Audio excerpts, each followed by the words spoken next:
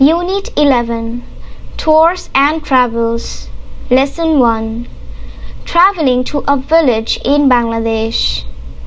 We set out on the evening of July 21st.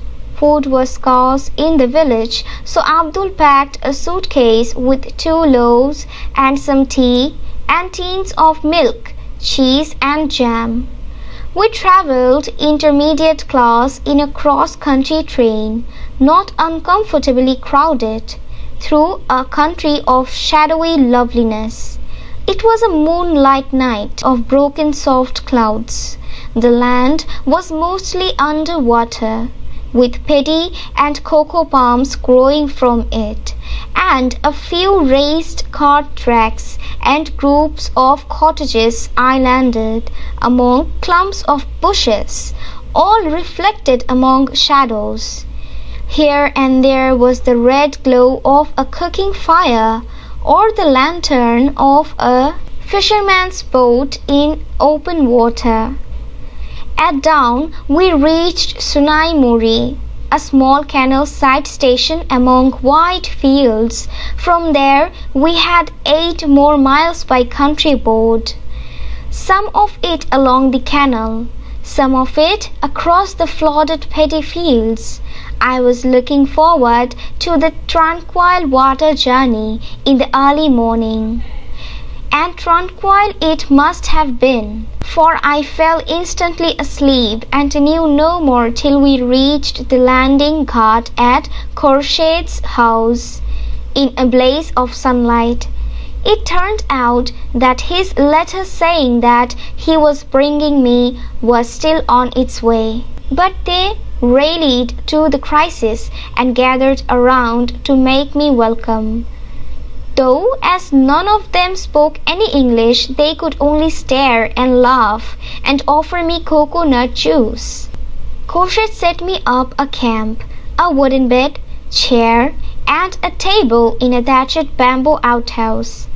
It was a lovely spot among bamboo and cocoa palms, facing a tank where fireflies wove intricate dances at night. He put his own bed beside it for protection, and there I stayed holding permanent court from dawn to bedtime. Within village memory, and that went back for some 2 centuries, I was the first European to go there. It was too remote even for a district commissioner to pass through. Also, since I was a woman, the women could come at different times from the men, to look at me without losing their characters. People kept coming and coming. Only the rains and the fact that few of them were rich enough to have boats prevented them from coming from 10 miles around. When he saw that they would not stop coming, Khorshid fixed some curtains around the bed so that I could crawl behind them when I was tired of being looked at like a zoo animal into its sleeping hut. Even then the little hut would fill up with women and children. Children follow it when I went out, and when Khorshid remonstrated, a small boy pleaded, "Don't send us away. After she's gone, not even a strange bird will come to the village." I stood up to the celebrity for the 2 days and had planned, as it was enough. বাংলাদেশের একটি গ্রামে ভ্রমণ। আমরা 21শে জুলাই সন্ধ্যায় রওনা হলাম। গ্রামে খাদ্য অপ্রতুল্য ছিল, তাই আব্দুল 2টি পাউরুটি ও কিছু চা এবং দুধ, পনির ও জ্যাম, ফলের আচার দ্বারা একটি সুটকেস বোঝাই করল। আমরা অস্বস্তিকরভাবে জনাকীর্ণ নয় এমন একটি আন্তদেশীয় ট্রেনের মধ্যম শ্রেণীতে চড়ে ছায়াচ্ছন্ন রমণীয়তায় ভরা দেশটির মধ্য দিয়ে ভ্রমণ করছিলাম। এটা ছিল খণ্ড খণ্ড নরম মেঘের আচ্ছাদিত চাঁদনি রাত। স্থলভাগের অধিকাংশই ছিল পানির নিচে। ছায়ার মাধ্যমে ধান ও তাল গাছ, মালবাহী গাড়ি চলাচলের কয়েকটা উঁচু পথ এবং ঝোপঝাড়ের মাঝে দ্বীপের মতো জেগে থাকা কুঁড়ে ঘরের সারি প্রতিফলিত হচ্ছিল। এখানে সেখানে চুলোর আগুনের বা উন্মুক্ত পানিতে জেলে নৌকার লণ্ঠনের লাল আভা ছিল। প্রত্যুষে আমরা বিস্তীর্ণ মাঠের মাধ্যমে একটি ছোট খালপাড়ের স্টেশন সোনাইমুড়ি পৌঁছালাম। সেখান থেকে আমাদেরকে আরও 8 মাইল দেশি নৌকায় কিছুটা খাল অতিক্রম করে আরও কিছুটা বন্যা বিধৌত ধানক্ষেতে পাড়ি দিয়ে যেতে হয়েছিল। আমি খুব সকালের ওই শান্তিপূর্ণ নৌভ্রমণটির জন্য উন্মুক্ত হয়েছিলাম। এটা অবশ্যই শান্তিপূর্ণ ছিল, কারণ আমি তৎক্ষণাৎ ঘুমিয়ে পড়েছিলাম এবং তপ্ত রৌদ্রের খোরশেদের বাড়ির ঘাটে পৌঁছানোর আগ পর্যন্ত আমি আর কোনো কিছুই টের পাইনি। শেষ পর্যন্ত জানা গেল যে সে আমাকে নিয়ে আসছে। এই বার্তাবহ চিঠিটাও এখনো সে পৌঁছায়নি, কিন্তু তারা অর্থাৎ গ্রামবাসীরা ঝামেলায় পড়েও যথাসময়ে একত্রে হাজির হয়েছিল। আমাকে স্বাগত জানাতে আমার চারপাশে জড়ো হয়েছিল। যেহেতু তাদের কেউই ইংরেজি বলতে পারতো না, তাই তারা কেবল আমার দিকে তাকিয়েছিল এবং হাসছিল এবং আমাকে ডাবের পানি পান করতে দিয়েছিল। খোরশেদ, বাঁশ আর খড়কুটোর তৈরি কাছারিতে আমার জন্য একটি কাঠের বিছানা, চেয়ার ও টেবিল সহ অস্থায়ী তাঁবু স্থাপন করেছিল। বাঁশ ও তাল গাছের ঘেরা জায়গাটি ছিল খুবই সুন্দর, যার সামনেই ছিল একটি পুকুর, যেখানে জোনাকিরা রাতের বেলায় মনোরম নৃত্য করত। নিরাপত্তার জন্য সে এরই পাশে নিজের বিছানায় পেতেছিল এবং সূর্যোদয় থেকে ঘুমানোর আগ পর্যন্ত আমি সেখানে স্থায়ী আস্তানা গেড়েছিলাম। গ্রামটির স্মরণকালের প্রায় 2 দশকের মধ্যেই সেখানে যাওয়া আমি প্রথম ইউরোপীয়। এতে এতটাই প্রত্যন্ত অঞ্চল যে কোনো জেলা প্রশাসকও সেখানে যাতায়াত করতো না। যেহেতু আমি একজন নারী, তাই নারীরা অর্থাৎ পুরুষদের আসার সময় বিভিন্ন সময় আমাকে দেখতে আসতো। তাতে তাদের চরিত্র নিয়ে কোনো প্রশ্ন উঠতো না। মানুষ আসতেই থাকতো, কেবলমাত্র বৃষ্টির কারণে, এবং যারা নৌকা রাখার মতো যথেষ্ট ধনী ছিল না তারাই আশেপাশে মাইল দূর হতে আসতে পারতো না। খোরশেদ যখন দেখলো যে মানুষ আসা বন্ধ হবে না, তখন সে আমার বিছানার চারদিকে কয়েকটা পর্দা টানিয়ে দিচ্ছিল, যাতে দর্শনীয় ব্যক্তি হয়ে থাকতে থাকতে আমি ক্লান্ত হয়ে পড়লে হামাগুড়ি দিয়ে ওগুলোর আড়ালে গিয়ে বসতে পারি, যেমনটি চিড়িয়াখানার পশু তার শোবার কুঁড়ে ঘরে থাকে। তারপরও ছোট কুঁড়ে ঘরটি নারী ও শিশুদের দ্বারা পূর্ণ হয়ে যেত। যখনই আমি বাইরে যেতাম, শিশুরা আমাকে অনুসরণ করত। খোরশেদ ধমক দিলে একটি ছোট বালক আকুতি জানালো, আমাদেরকে তাড়িয়ে দিও না, তিনি চলে গেলে এই গ্রামে কোনো একটি অচিন পাখিও আসবে না। আমাদের পরিকল্পিত 2 দিনে আমি তারকা বনে গেলাম, কিন্তু এটাই যথেষ্ট ছিল। Unit 11, Lesson 2, Arriving in the Orient. Elizabeth spent £30 on summer frocks and set sail immediately. The ship, heralded by rolling porpoises, plunged across Mediterranean and down to Canal into a sea of staring, enamel-like blue, then out into the green wastes of Indian Ocean, where folds of flying fish skimmed in terror from approaching hull. At night the waters were phosphorescent, and the wash of the bow was like a moving arrowhead of green fire. Elizabeth loved the life on board ship. She was going to love India, she knew. She had formed quite a picture of India from the other passengers' conversation. She had even learned some of the more necessary Hindustani phrases, such as idhar aao, jaldi, sabhi log, etc. In anticipation, she tasted the agreeable atmosphere of clubs, with punkas flapping and barefooted white turbaned boys reverently salaaming, and maidens where bronze Englishmen with little clipped moustaches galloped to and fro, whacking polo balls. It was almost as nice as being rich, the way people lived in India. They sailed into Colombo through green glassy waters, where turtles and black snakes floated basking. A fleet of sampans came reaching out to meet the ship, propelled by coal-black men with leaves stained redder than bloody by Betelgeuse. They yelled and struggled around the gangway while the passengers descended. As Elizabeth and her friends came down, two sampanwallas, their prawn nosing against the gangway, they sought them with yells. "Don't you go with him, missy." "Not with him. Bad wicked man he. Not fit talking, missy."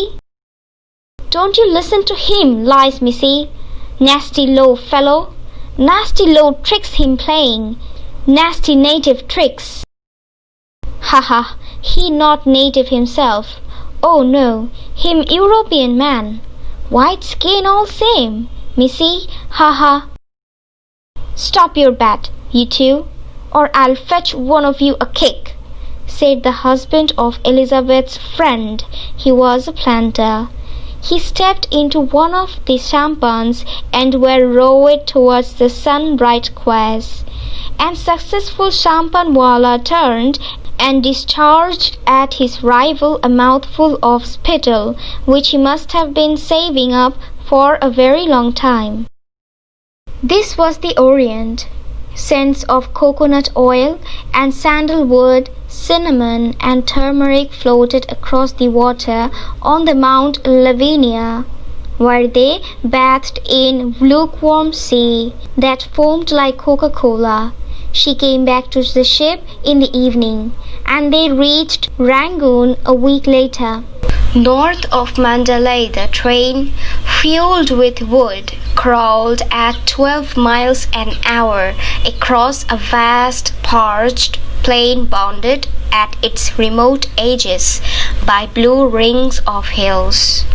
White egrets stood poised, motionless, like herons, and piles of drying chilies gleamed crimson in the sun. Sometimes a white pagoda rose from the plain like the breast of a supine giantess. The early tropic night settled down, and the train jolted on, slowly, stopping at little stations when barbaric yells sounded from the darkness. Half-naked men with their long hair knotted behind their heads moved to and fro in torchlight, hideous as demons in Elizabeth's eyes. The train plunged into the forest, and unseen branches brushed against the windows. It was about 9 o'clock when they reached Kayaktada, where Elizabeth's uncle and aunt were waiting with Mr. MacGregor's car and with some servants carrying torches. Her aunt came forward and took Elizabeth's shoulders in her delicate saurian hands. "I suppose you are our niece Elizabeth. We are so pleased to see you," she said, and kissed her. Mr. Lackerstein peered over his wife's shoulder in the torchlight. He gave a half-whistle, exclaimed, "Well, I'll be damned," and then seized Elizabeth and kissed her, more warmly than he need have done. She thought she'd never have seen either of them before. প্রাচ্যে আগমন। Elizabeth গ্রীষ্মকালীন পোশাক কিনতে 30 pound খরচ করলেন এবং অবিলম্বে সমুদ্র যাত্রা করলেন। জাহাজটি সাঁতরে চলা ডলফিনের পথ নির্দেশনায় ভূমধ্য সাগর পাড়ি দিয়ে এবং একটি খালের মধ্য দিয়ে এনামেল সদৃশ নীল রং এর নজরকাড়া মহাসাগরে এসে পৌঁছালো। তারপর জাহাজটি ভারত মহাসাগরে এমন সবুজ অঞ্চলে এসে পৌঁছালো যেখানে নিকটে আগমনরত জাহাজের ভয়ে উড়ন্ত মাছের দল দ্রুত সরে যেতে লাগলো। রাতের বেলা জলরাশি ছিল অন্ধকারের জ্বলনশীল এবং জাহাজের অগ্রভাগের বিক্ষুব্ধ জলের গতি ছিল সবুজ আগুনের ঝুলন্ত তীরের মাথার মতো। এলিজাবেথ জাহাজের জীবন ভালোবাসতেন। তিনি জানতেন যে তিনি ভারতবর্ষকে ভালোবাসবেন বা ভালোবাসতে যাচ্ছেন। অন্যান্য যাত্রীদের কথোপকথন থেকে তিনি ভারতবর্ষের একটি মোটামুটি ছবি এঁকেছিলেন। এমনকি তিনি কয়েকটি অতি প্রয়োজনীয় হিন্দুস্তানি শব্দগুচ্ছ যেমন ইধার আও, জলদি, সাহিব লো ইত্যাদি শিখেছিলেন। তিনি কল্পনায় ক্লাবের মনোরম পরিবেশ আস্বাদন করেছিলেন, যেখানে সাদা পাগড়ি পরা বালকেরা খালি পায়ে হাত পা নাড়িয়ে শ্রদ্ধার সাথে সালাম দিচ্ছিল এবং ময়দানগুলোতে ছোট ছোট করে ছোটা গোঁফধারী উদ্বুদ্ধ ইংরেজগণ সজোরে পোলা বলে আঘাত করে এদিক ওদিক ছুটছিল। এটা ছিল প্রায় ধনী হওয়ার মতোই চমৎকার, যেভাবে ভারতবর্ষের মানুষ জীবনযাপনে অভ্যস্ত। তারা সবুজ কাচের মতো স্বচ্ছ জলরাশির মধ্য দিয়ে কলম্বো পৌঁছালো, যেখানে কচ্ছপ ও কালো সাপগুলো রোদ পোহানোর অবস্থায় ভেসে বেড়াতো। এক সারি সাম্পানের বহর জাহাজের নিকট এগিয়ে এসেছিল, যাদের মাঝে ছিল কয়লার মতো কালো এবং তাদের ঠোঁট ছিল পানের রসের সিক্ত রক্তের চেয়ে বেশি লাল। যাত্রীরা নামার সময় তারা সিঁড়ির চারপাশে উচ্চস্বরে চিৎকার ও ধস্তাধস্তি করছিল। এলিজাবেথ ও তার বন্ধুরা যখন নিচে নেমে এলো, দুজন সাম্পানওয়ালা সিঁড়ির গায়ে তাদের নৌকার অগ্রভাগ ঠেকিয়ে উচ্চস্বরে তাদের নিকট মিনতি করল। মিসি, আপনি ওর সাথে যাবেন না, তার সাথে নয়, সে খারাপ দুষ্ট লোক, মিসিকে নেবার উপযুক্ত নয়। মিসি, আপনি ওর মিথ্যা কথা শুনবেন না, নোংরা লিচু লোক, সে নোংরা, নিচু কৌশল খেলছে, নোংরা স্থানীয় কৌশল। হা হা, সে নিজে স্থানীয় নয়। ওহ না, সে ইউরোপীয় লোক, একই রকম সাদা চামড়া। মিসি, হা হা। তোমাদের দুজনের পাগলামি বন্ধ করো, নইলে আমি তোমাদের একজনকে লাথি মারব। এলিজাবেথের বান্ধবীর স্বামী, যে একজন আবাদকারী, বলল। তারা এক সাম্পানে উঠে রৌদ্রোজ্জ্বল জেটির দিকে অগ্রসর হলো এবং সফল সাম্পানওয়ালা ঘুরে তার প্রতিদ্বন্দ্বীর দিকে অনেকক্ষণ পর্যন্ত জমিয়ে রাখা মুখ ভর্তি থুতু ছুঁড়ে মারল। এটি ছিল প্রাচ্য। নারিকেল তেল এবং চন্দন, দারুচিনি ও হলুদের সুবাস মিশ্রিত জলরাশি পার হয়ে তারা মাউন্ট লিভিনিয়াতে পৌঁছালো এবং কোকাকোলার মতো ফেনিল কুসুম উষ্ণ সমুদ্রে গোসল করল।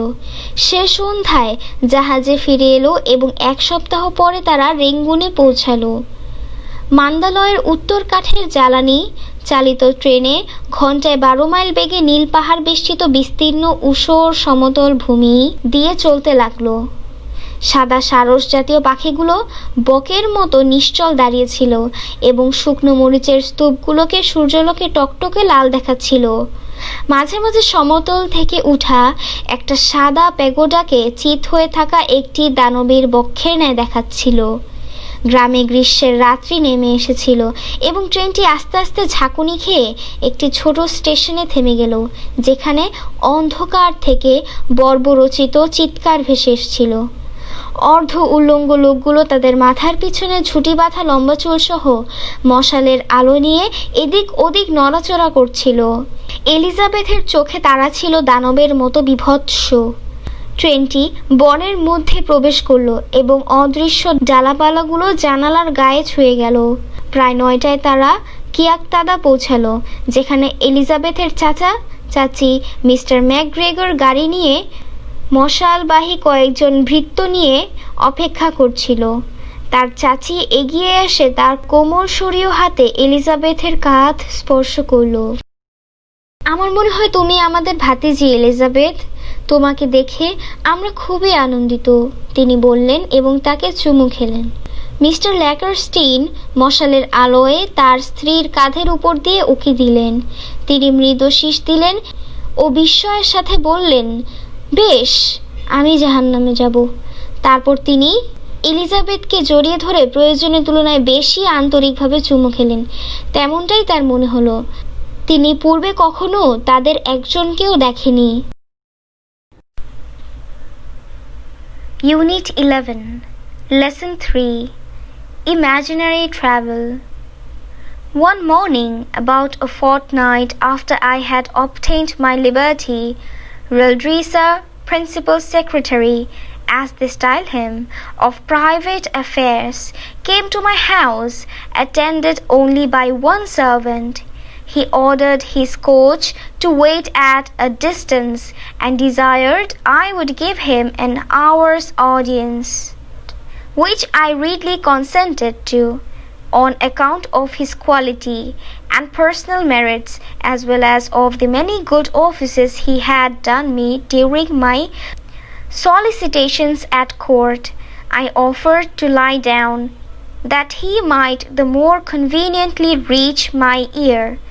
But he chose rather to let me hold him my hand during our conversation. He began with compliments on my liberty, said he might pretend to some merit in it, but however added that if I had not been for the present situation of things at court, perhaps I might not have obtained it so soon. For, said he, as flourishing a condition as we appear to be in to foreigners, we labour under two mighty evils, a violent faction at home, and the danger of an invasion by a most potent enemy from abroad. As to the first, you are to understand that for above 70 moons past there have been two struggling parties in this empire under the names of Tramixen and Slamixen, from the high and low heels of their shoes, by which they distinguish themselves. It is alleged indeed that the high heels are most agreeable to our ancient constitution, but however this be, his Majesty hath determined to make use of only low heels in the administration of the government, and all offices in the gift of the crown. As you cannot but observe, and particularly that his Majesty's imperial heels are lower at least by a drur than any of his court. Drur is a measure about the 14th part of an inch. The animosities between these two parties run so high that they will neither eat nor drink nor talk with each other. We compute the Tramixen or high heels to exceed us in number, but the power is wholly on our side. We apprehended His Imperial Highness, the heir to the crown, to have some tendency towards the high heels. At least we can plainly discover one of his heels higher than other, which gives him a hobble in his gait. Now in the midst of these intestine disquiets we are threatened with an invasion from the island of Blefuscu, which is the other great empire of the universe, almost as large and powerful as this of His Majesty. For as to what we have heard you affirm, that there are other kingdoms and states in the world, inhabited by human creatures as large as yourself, our philosophers are in much doubt, and would rather conjecture that you dropped from the moon, or one of the stars, because it is certain that 100 mortals of your bulk would, in a short time, destroy all the fruits and cattle of His Majesty's dominions. Besides, our histories of 6,000 moons make no mention of any other regions, that the two great empires of Lilliput and Blefuscu, which two mighty powers have, as I was going to tell you, been engaged in a most obstinate war for 36 moons past. It began upon the following occasion. It is allowed on all hands, and the primitive way of breaking eggs before we eat them was upon the larger end. But His present Majesty's grandfather, while he was a boy, going to eat an egg, and breaking it according to ancient practice, happened to cut one of his fingers, whereupon the Emperor his father published an edict, commanding all his subjects upon great penalties to break the smaller end of their eggs. The people so highly resented this law, that our histories tell us there have been 6 rebellions raised on that account, wherein one emperor lost his life, and another his crown. These civil commotions were constantly fomented by the monarchs of Blefuscu, and when they were quelled, the exiles always fled for refuge to the empire. It is computed that 11,000 persons have, at several times, suffered death rather than submit to break their eggs at the smaller end. Many hundred large volumes have been published upon this controversy, but the books of the big engines have been long forbidden, and the whole party rendered incapable by law of holding employments. কাল্পনিক ভ্রমণ। আমার মুক্তির প্রায় এক পক্ষকাল পর এক সকালে গোয়েন্দা সংস্থার মুখ্য সচিব, যেমনটি তারা তাকে আখ্যায়িত করেন, রেল রেসার মাত্র একজন ভৃত্য নিয়ে আমার বাড়িতে আসলেন। তিনি তার কোচকে ঘোড়ার গাড়ি একটু দূরে অপেক্ষা করতে বললেন এবং ইচ্ছা পোষণ করলেন আমি যেন 1 ঘন্টার জন্য তার কথায় শ্রোতা হই। তার গুণ এবং ব্যক্তিগত প্রতিভার কারণে এবং আরও অনেক ভালো কাজ যা তিনি আদালতে তার স্বনির্বন্ধ আবেদনের সময় করেছিলেন, এ সকল কারণে আমি তাৎক্ষণিকভাবে রাজি হয়েছিলাম। আমি শুয়ে পড়ার প্রস্তাব করেছিলাম যাতে তিনি সুবিধাজনকভাবে তার কথা আমার কানে পৌঁছাতে পারেন, কিন্তু তার ইচ্ছে আমাদের আলাপ আলোচনার সময় আমি যেন তাকে আমার হাত ধারণ করি, তুলে নেই। তিনি আমার মুক্তির ব্যাপারে শুভেচ্ছা জানিয়ে শুরু করলেন। তিনি বললেন আমার মুক্তিতে তিনি কিছু প্রশংসার দাবিদার, কিন্তু যা হোক। তিনি আরও বললেন যদি আদালতে বর্তমান পরিস্থিতি এমন না হতো হয়তো বা এত সহজে আমি এটি অর্জন করতে পারতাম না, কারণ তিনি বললেন বিদেশিদের কাছে আমরা সমৃদ্ধ অবস্থানে আছি মনে হলেও আমরা চেষ্টা চালিয়ে যাচ্ছি 2টি প্রবল হুমকি নিয়ে, একটি সহিংস গৃহযুদ্ধ এবং অন্যটি বিদেশি প্রভাবশালী শত্রুর আক্রমণে ভয়। প্রথমটির ব্যাপারে আপনাকে বুঝতে হবে 70টি চাঁদের অধিক অতিবাহিত হয়েছে। ট্রামিকসন ও স্লামিকসন নামে এই রাজ্যে 2টি সংগ্রামী দল আছে যারা জুতোর উঁচু এবং নিচু হিল দ্বারা নিজেদের বিচার করে।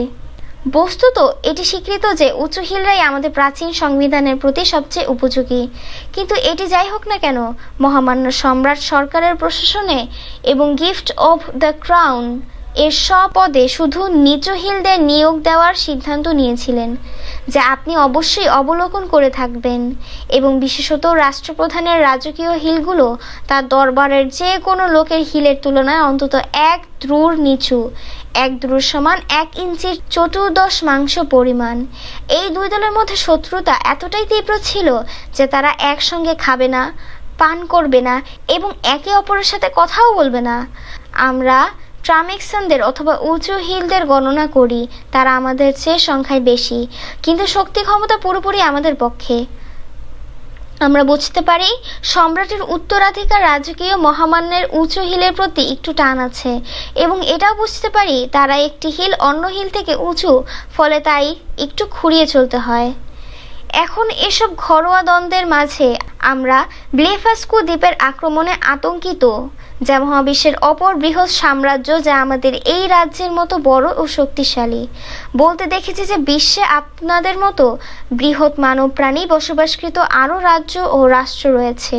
আমাদের দার্শনিকরা অনেকটা সন্দিহান এবং ধারণা করেন যে আপনারা চাঁদ অথবা অন্য কোনো তারা থেকে পড়েছিলেন, কারণ এটি নিশ্চিত যে আপনাদের মতো 100 জন মানুষ অল্প সময়েই মহামান্য সম্রাটদের রাজ্যের সব ফলমূল এবং জীবজন্তু ধ্বংস করতে পারবেন। তাছাড়া আমাদের 6000 চন্দ্র সময় পরিমাপক শব্দ যেমন চন্দ্রবর্ষ। ইতিহাসে লিলিপুট ও ব্লেফুস্কো নামক 2টি বৃহৎ সাম্রাজ্য ব্যতীত অন্য কোনো অঞ্চলের কথা বলাই নেই। 630 চাঁদপূর্ব থেকে 2টি বৃহৎ শক্তি মারাত্মক যুদ্ধে জড়িয়েছিল, যা এখন আমি আপনাকে বলতে যাচ্ছি। এটি নিম্নোক্ত কারণে শুরু হয়েছিল। এটি সর্বত্র গ্রহণযোগ্য যে খাওয়ার পূর্বে ডিম ভাঙার আদিম উপায় ছিল বৃহত্তর প্রান্ত থেকে ভাঙা, কিন্তু বর্তমানে সম্রাটের দাদা তার বাল্যকালে ডিম খাওয়ার জন্য প্রাচীন পদ্ধতিতে ডিম ভাঙতে গিয়ে তার একটি আঙুল কেটে ফেলেন। তখন থেকে সম্রাট তার পিতা সব প্রজাদের ডিমের ক্ষুদ্রতর দিক থেকে ভাঙতে শাস্তি বলবৎ করে অধ্যাদেশ জারি করেন। জনগণ এই আইনের প্রতি অত্যন্ত অসন্তুষ্টি প্রকাশ করে। আমাদের ইতিহাস সাক্ষ্য দেয় যে ওই কারণে 6টি বিদ্রোহ ঘটেছিল, যেখানে একজন সম্রাট জীবন হারিয়েছিলেন এবং অন্যজন তার মুকুট হারিয়েছিলেন। এ সকল মানব সম্প্রদায়গত বিদ্রোহ প্রতিনিয়ত ব্লেফাস্কুর রাজা কর্তৃক ইন্ধন পেত এবং যখন তাদের দমন করা হতো, নির্বাসিতরা ওই সমাজে আশ্রয়ের জন্য সর্বদা পালিয়ে যেত। গণনা করা হয় যে বিভিন্ন সময় 11,000 ব্যক্তি মৃত্যুবরণ করেছিল, কিন্তু ছোট প্রান্ত থেকে ডিম ভাঙার বিষয়টি রাজি হয়নি। এ বিতর্কের ওপর শত শত বড় আকারের বই ছাপানো হয়েছে, কিন্তু বড় ভারতীয়দের বইগুলো দীর্ঘদিন যাবৎ নিষিদ্ধ করে রাখা হয়েছে এবং সকল দলকে কর্মসংস্থান আইন দ্বারা অকার্যকর করা হয়েছে। Unit 11, Lesson 4, The Wonders of Vilayet. The exterior of the king's palace is neither magnificent nor beautiful. The outer walls are not even plastered. It could easily be passed off as the multi-storied residence of a merchant of Benares. All the mansions in the city are of this sort, but the queen's palace is very handsome.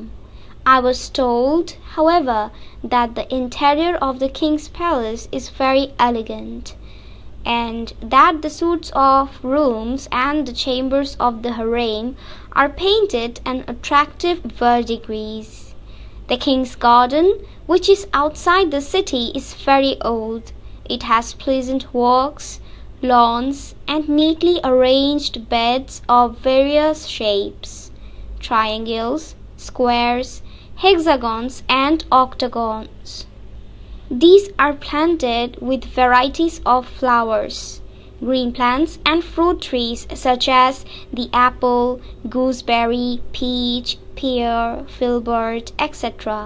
The garden also uses a special method to grow Indian fruits like muskmelon, watermelon, cucumber, orange, and pomegranate, and Indian flowers like rose, henna, marigold, tuberose, and the coxcomb flower.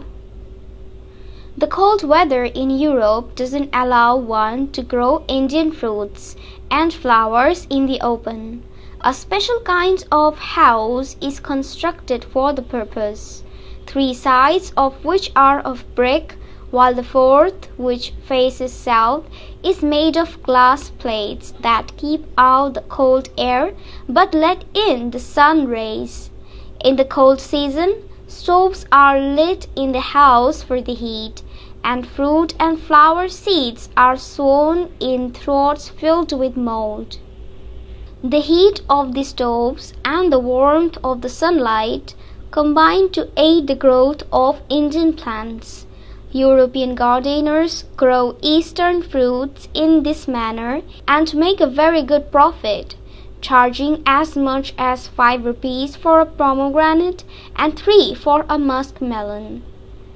The trees along the walks in the king's garden are arranged very tastefully. By cutting the branches, many of them have been shaped into human forms. So, at the night, one may mistake them for real people. It takes many days of work to tailor the trees into these shapes. The road in front of the Queen's palace is very broad and charming. On one side is the palace, and on the other a pond which is part of a park. Deer are kept in the park, and the walks in it are lined with shady walnut trees. On Sundays, men and women, old and young, rich and poor, natives and foreigners all come here to stroll and amuse themselves. In this delightful surrounding, a heavy heart is automatically lightened. Sauntering courtesans with lissom figures and amorous maidens with the faces of houris spread a heavenly aura, and the visitor's soul becomes a flowering garden. These fairy-faced ravishers of the heart move with 1,000 blandishments and coquetries. The earth is transformed into a paradise, and heaven itself hangs down its head in shame at seeing such beauty. As soon as I saw this place, I involuntarily exclaimed, "If there is a heaven on the face of the earth, It is this, it is this, it is this. Brick buildings in Bengal have rooms with high ceilings and large doors and windows, so that there is soothing current of air in hot weather. It is exactly opposite in Europe. There is extreme cold, frost and snow. The ceilings are low and the doors and windows small. The roofs are not flat like the roofs of brick buildings in India. Wooden beams and planks are used to build the frame of the roof in the shape of a camel's hump. That is to say, like the slanting thatched roofs of the hut in Bengal, but whereas the latter and slightly curved at the end. Both slanted hulls of European roofs are plain. The frame is then covered with tiles and fired clay or slate. Such roofs last up to 200 years without repairs, and if they are still intact, when the walls have decayed, can be reutilized. The bricks in the walls are laid with mortar prepared from pulverized stones. Human hair is mixed with the mortar to give added strength to the structure. Houses may be as tall as 7, 8, or 9 stories. Yet the walls are not thicker than a cubit. Consequently, the entire building quivers if the wind rises, and strangers may fear for their safety. But there is in reality no cause for fear, though I myself was at first alarmed. The inside walls, instead of being plastered, are lined with wooden planks, which are covered with paper decorated with pretty designs in many colors. Teak and sal are foreign to Vilayet. Houses and ships are built here with oak and walnut. These are light in color, very sturdy and resistant to white ants and other insects. That is why buildings last so long in this country. বিলাতের বিস্ময়সমূহ। রাজপ্রাসাদের বাইরের অংশ জাঁকজমকপূর্ণ নয়, সুন্দরও নয়। এমনকি বাইরের দেয়ালগুলো প্লাস্টারও করা হয় না। খুব সহজে এটিকে বেনারসের কোনো বণিকের বহুতল ভবন বলে আখ্যায়িত করা যায়।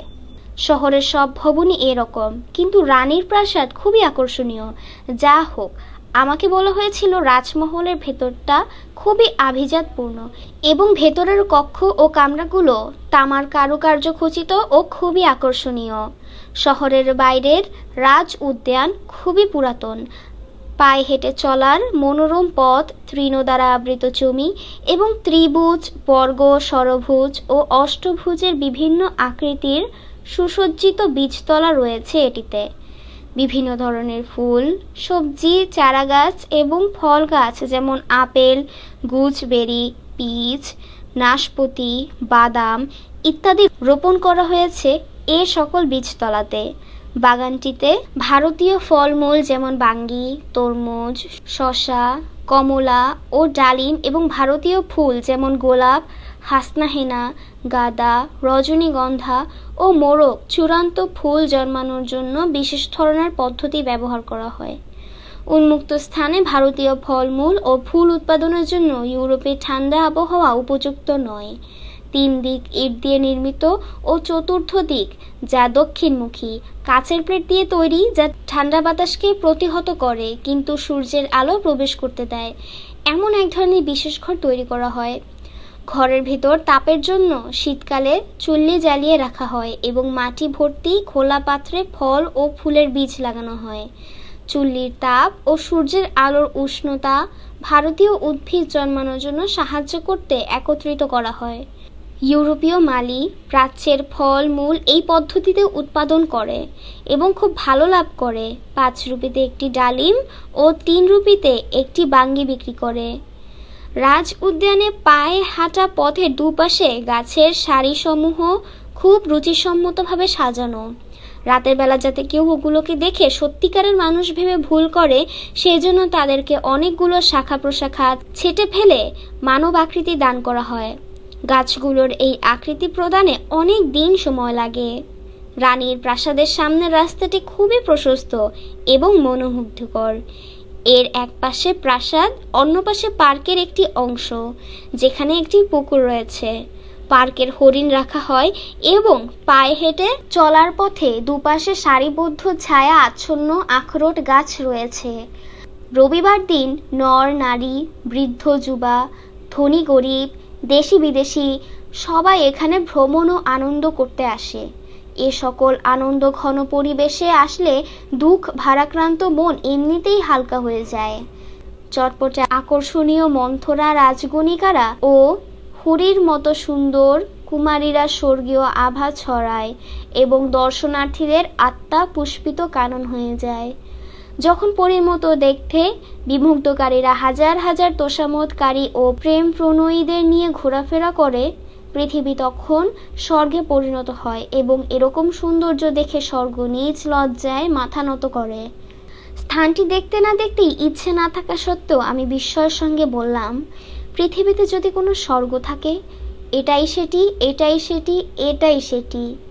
বাংলায় ইটের বাড়িগুলোর উঁচু সিলিং ও বিশাল দরজা ও জানালা সম্বলিত ঘর থাকে, যাতে গরম আবহাওয়াতেও আরামদায়ক বাতাস সহজে প্রবেশ করতে পারে। ইউরোপে এটি পুরোপুরি বিপরীত। সেখানে প্রবল ঠান্ডা, বরফ ও তুষার আছে। সিলিংগুলোও নিচু এবং দরজা ও জানালাগুলো ছোট ছোট। এই সব ছাদগুলো ভারতীয় ইটের বাড়ির মতো সমতল নয়। উটের কুজের মতো আকৃতি প্রদান করতে ওই সকল ছাদের কাঠামোতে কড়ি ও তক্তা ব্যবহার করা হয়, যা বাংলার কুঁড়ে ঘরের বাঁকানো ঘরের চালার ন্যায়। ইউরোপীয় ছাদের উভয়ে তির্যক অংশই সমতল, কিন্তু পরেরটির শেষ প্রান্ত একটু বাঁকানো। অতঃপর পোড়ামাটি বা স্লেট পাথরের টাইলস দ্বারা কাঠামোটিকে আবৃত করা হয়। কোনো রকম মেরামত করা ছাড়াই এই সকল ছাদ প্রায় 200 বছর টেকসই হয় এবং দেয়ালগুলো ক্ষয়প্রাপ্ত হলেও তখনও যদি এগুলো অক্ষত অবস্থায় থাকে তাহলে পুনরায় পরবর্তীতে সেগুলো ব্যবহার করা যেতে পারে। চূর্ণ করা পাথর হতে তৈরিকৃত চুন, বালি ও পানির মিশ্রণ দিয়ে তৈরি দেয়ালের ইটগুলোকে বসানো হয়। কাঠামোটিতে শক্তি বৃদ্ধির জন্য এই চুন, বালি ও পানির মিশ্রণের সাথে মানুষের চুল মেশানো হয়। বাড়িগুলো 7, 8 বা 9 তলার সমান উঁচু হতে পারে, তবে দেয়ালগুলো 1 কিউবিট এর বেশি পুরু নয়। এজন্য বাতাসের গতি বাড়লে সব ভবন কাঁপতে থাকে এবং আগন্তুকেরা তাদের নিরাপত্তা নিয়ে ভয় পেতে থাকে। কিন্তু বাস্তবিকই ভয়ের কোনো কারণ নেই। আমি যদিও প্রথম সতর্ক ছিলাম। প্লাস্টার করার পরিবর্তে অনেক রঙের সুন্দর নকশা করা কাগজে আবৃত কাঠের তক্তা দিয়ে ভেতরের দেয়াল তৈরি করা হয়েছে। সেগুন ও শাল কাঠ বিলাতীদের কাছে অপরিচিত। এখানে ঘরবাড়ি ও জাহাজ তৈরিতে ওক ও আখরোট কাঠ ব্যবহার করা হয়। এগুলোর বর্ণ হালকা, খুব মজবুত ও উই পোকা সহ অন্যান্য পোকামাকড় প্রতিরোধী, আর এজন্যই এদেশের ভবনগুলো অনেক দিন টেকসই হয়। Unit 12 Environment and Nature Lesson 1 Water, water everywhere. Water, water everywhere, and all the boards did shrink. Water, water everywhere, nor any drop to drink. Coleridge poem, a ballad, narrates the harrowing sea voyage of an old mariner who at one point of his journey didn't have any water to drink because of a curse. Cursed or not, we know how important drinking water is in our life. We know we cannot survive without it. In fact, 2/3 of our body is made up of water. Not for nothing it is said that the other name of water is life. Is there a crisis in our time with regard to access to clean drinking water? The United Nations, in a meeting on the eve of the new millennium, identified the drinking water problem as one of the challenges for the future. But do we need to worry about the problem, as ours is a land of rivers and we have plenty of rainfall? Besides, we have a sea in our backyard too. One of the sources of water in our country is the rivers. Rivers are everywhere in our life, literature, economy, and culture. But are the rivers in good shape? Unfortunately, they are not. A few are already dead, and several are going through the pangs of death. The river Buriganga is an example of a dying river. A report published in the Daily Sun describes what has happened to the river Buriganga and why. The water is polluted, and a perpetual stench fills the air around it. But that is not what it is like before. The report says that the river had a glorious past. Once it was a tributary of the mighty Ganges and flowed into the Bay of Bengal through the river Dholeshwari. Gradually, it lost its link with the Ganges and got the name Buriganga. The Mughals were marveled at the tide level of the Buriganga and founded their capital Jahangirnagar on its banks in 1610. The river supplied drinking water and supported trade and commerce. Jahangirnagar was renamed Dhaka, which grew into a heavy polluted city with a chronic shortage of space. The city paid back the bounty of the river by sucking life out of it. According to newspaper report, the Buriganga is dying because of pollution. Huge quantities of toxic chemicals and wastes from the mills and factories, hospitals and clinics, and households and other establishments are dumped into the river every day. The city of Dhaka discharges about 4,500 tons of solid waste every day, and most of it is directly released into Buriganga. According to the Department of Environment (DOE), 20,000 tons of tannery waste, including some highly toxic materials, are released into the river every day. Experts identified 9 industrial areas in and around the capital city as the primary source of river pollution. Tongi, Tejgaon, Hazaribagh, Tarabu, Narayanganj, Savar, Gazipur, Dhaka Export Processing Zone, and Khorashal. The river would need a monster's stomach to digest all the wastes mentioned above. There is a limit up to which it can put up with its cruel and thoughtless treatment. We, the humans, have successfully killed one of our rivers. There are other rivers in the country that are being subjected to similar thoughtless treatment. Unless we can take care of our rivers, there may come a time when we will cry, "Water, water," and find it nowhere. পানি সর্বত্রই পানি। পানি পানি সব জায়গায় এবং সবগুলো জাহাজ কুঞ্চিত হয়েছিল। পানি পানি সব জায়গায়, পান করার জন্য এক ফোঁটাও নয়। কোলরিজের কবিতা একটি গীতি কবিতা যা এক বৃদ্ধ নাবিকের হৃদয় বিদারক সমুদ্রযাত্রা বর্ণনা দিয়েছে, যে অভিশাপের কারণে ভ্রমণের এক পর্যায়ে পান করার পানিও পায়নি। অভিশপ্ত হোক বা না হোক, আমরা জানি আমাদের জীবনে পানীয় জল কতটা গুরুত্বপূর্ণ। আমরা জানি আমরা এটা ছাড়া বাঁচতে পারি না। বস্তুত আমাদের শরীরে 3 ভাগের 2 ভাগই পানি। এর জন্য বলা হয়ে থাকে যে পানির অপর নাম জীবন। আমাদের সময়ে পরিষ্কার খাবার পানি অপ্রাপ্তির ব্যাপারে কোনো সংকট আছে কি? নতুন সহস্রাব্দের প্রাক্কালে জাতিসংঘ এক সভায় পানীয় জলের সমস্যা ভবিষ্যতের অন্যতম হুমকি হিসেবে চিহ্নিত করেছে। কিন্তু এ সমস্যার ব্যাপারে আমাদের কি দুশ্চিন্তা করার প্রয়োজন আছে? যেহেতু আমাদের দেশটি নদীমাতৃক এবং আমাদের এখানে প্রচুর পরিমাণে বৃষ্টিপাত হয়, তাছাড়া আমাদের পেছনের দিকে একটা সাগরও আছে। আমাদের দেশের পানির অন্যতম উৎস হচ্ছে নদী।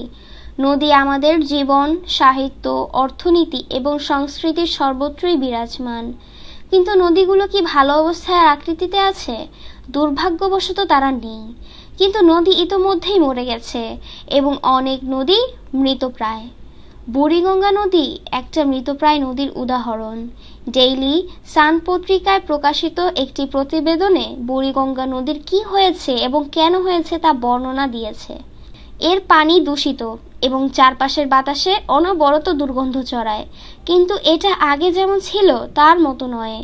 প্রতিবেদনে বলা হয়েছে যে নদীটির একটি গৌরবময় অতীত ছিল।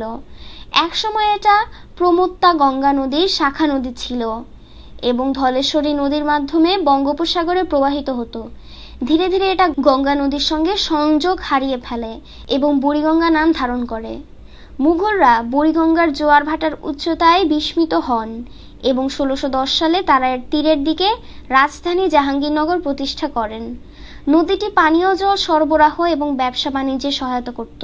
জাহাঙ্গীরনগরের নতুন নামকরণ ঢাকা হয়েছিল, যা দীর্ঘস্থায়ী স্থান স্বল্পতা সহ একটি জনবহুল নগরীতে পরিণত হয়েছে। নদীটির জীবন কেড়ে নিয়ে নগরী এর উদারতার প্রতিদান হয়েছে। সংবাদপত্রের প্রতিবেদন অনুযায়ী দূষণের কারণে বুড়িগঙ্গা মরে যাচ্ছে। প্রতিদিন বিশাল পরিমাণ বিষাক্ত রাসায়নিক দ্রব্যাদি এবং কলকারখানা, হাসপাতাল, ক্লিনিক, ঘরবাড়ি এবং অন্যান্য ব্যবস্থাপনা হতে বর্জ্য পদার্থ নদীতে ফেলা হয়। ঢাকা শহর প্রতিদিন প্রায় 4500 টন কঠিন বর্জ্য ত্যাগ করে এবং এর অধিকাংশে সরাসরি বুড়িগঙ্গা নদীতে ফেলা হয়। পরিবেশ অধিদপ্তরের ভাষ্যমতে কিছু অতিমাত্রায় বিষাক্ত পদার্থ সহ প্রতিদিন নদীতে 20,000 টন ট্যানারি বর্জ্য ফেলা হয়। বিশেষজ্ঞগণ রাজধানীর ভেতরে ও আশেপাশে 9টি স্থান যথা টঙ্গী, তেজগাঁও, হাজারীবাগ, তারাব, নারায়ণগঞ্জ, সাভার, গাজীপুর, ঢাকা, রপ্তানি প্রক্রিয়াজাতকৃত অঞ্চল এবং ঘোড়াশালকে নদী দূষণের প্রাথমিক উৎস হিসেবে চিহ্নিত করেছেন। উপরে উল্লেখিত সমস্ত বর্জ্য হজম করতে নদীটির একটি দৈত্যের পাকস্থলীর প্রয়োজন হবে। এই নিষ্ঠুর ও বিবেচনাহীন আচরণ সহ্য করার একটি সীমা আছে। আমরা মানুষেরাই সফলভাবে আমাদের একটি নদীকে মেরে ফেলেছি। দেশে অন্যান্য নদীগুলো অনুরূপ বিবেচনাহীন আচরণের শিকার হচ্ছে। যদি আমরা আমাদের নদীগুলোর যত্ন না নিই, তাহলে একটা সময় আসবে যখন আমরা পানি পানি বলে চিৎকার করব, কিন্তু কোথাও পানি পাবো না। Unit 12, Lesson 2, The Hakaluki Haor. Hakaluki, a rich hub of biodiversity and livelihood. Bangladesh is blessed with huge inland open water resources. It has numerous river canals, beels, lakes, and vast areas of floodplains. Hakaluki Haor is one of the major wetlands of Bangladesh, with a land area of 18,386 hectares.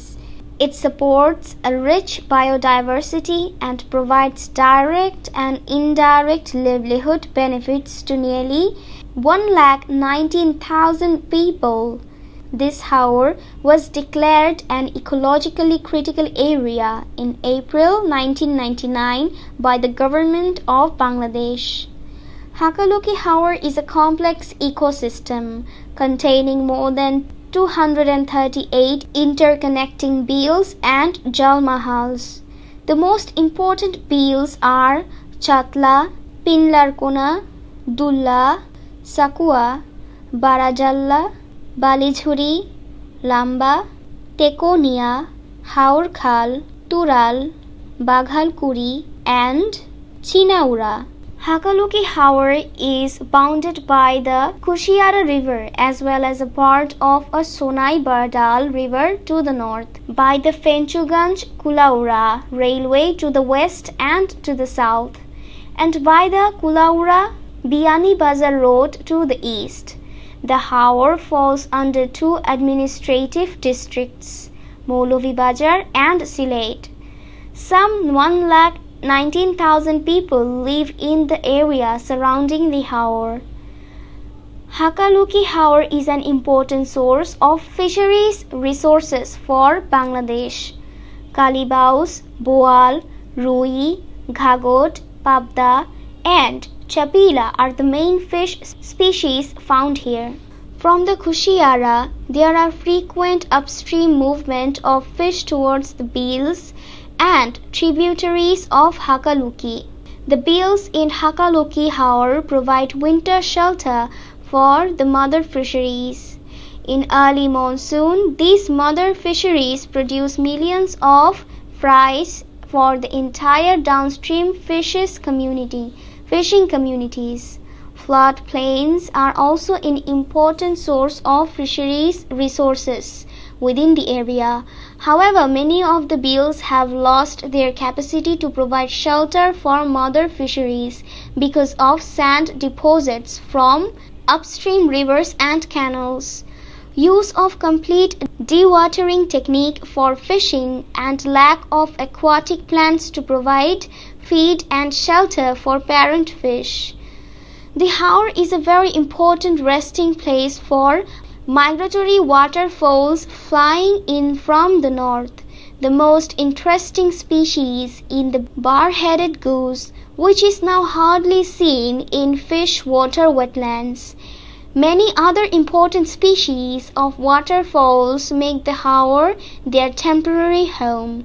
Unfortunately, illegal poaching has been a threat to the waterfowl population in the vast wetland.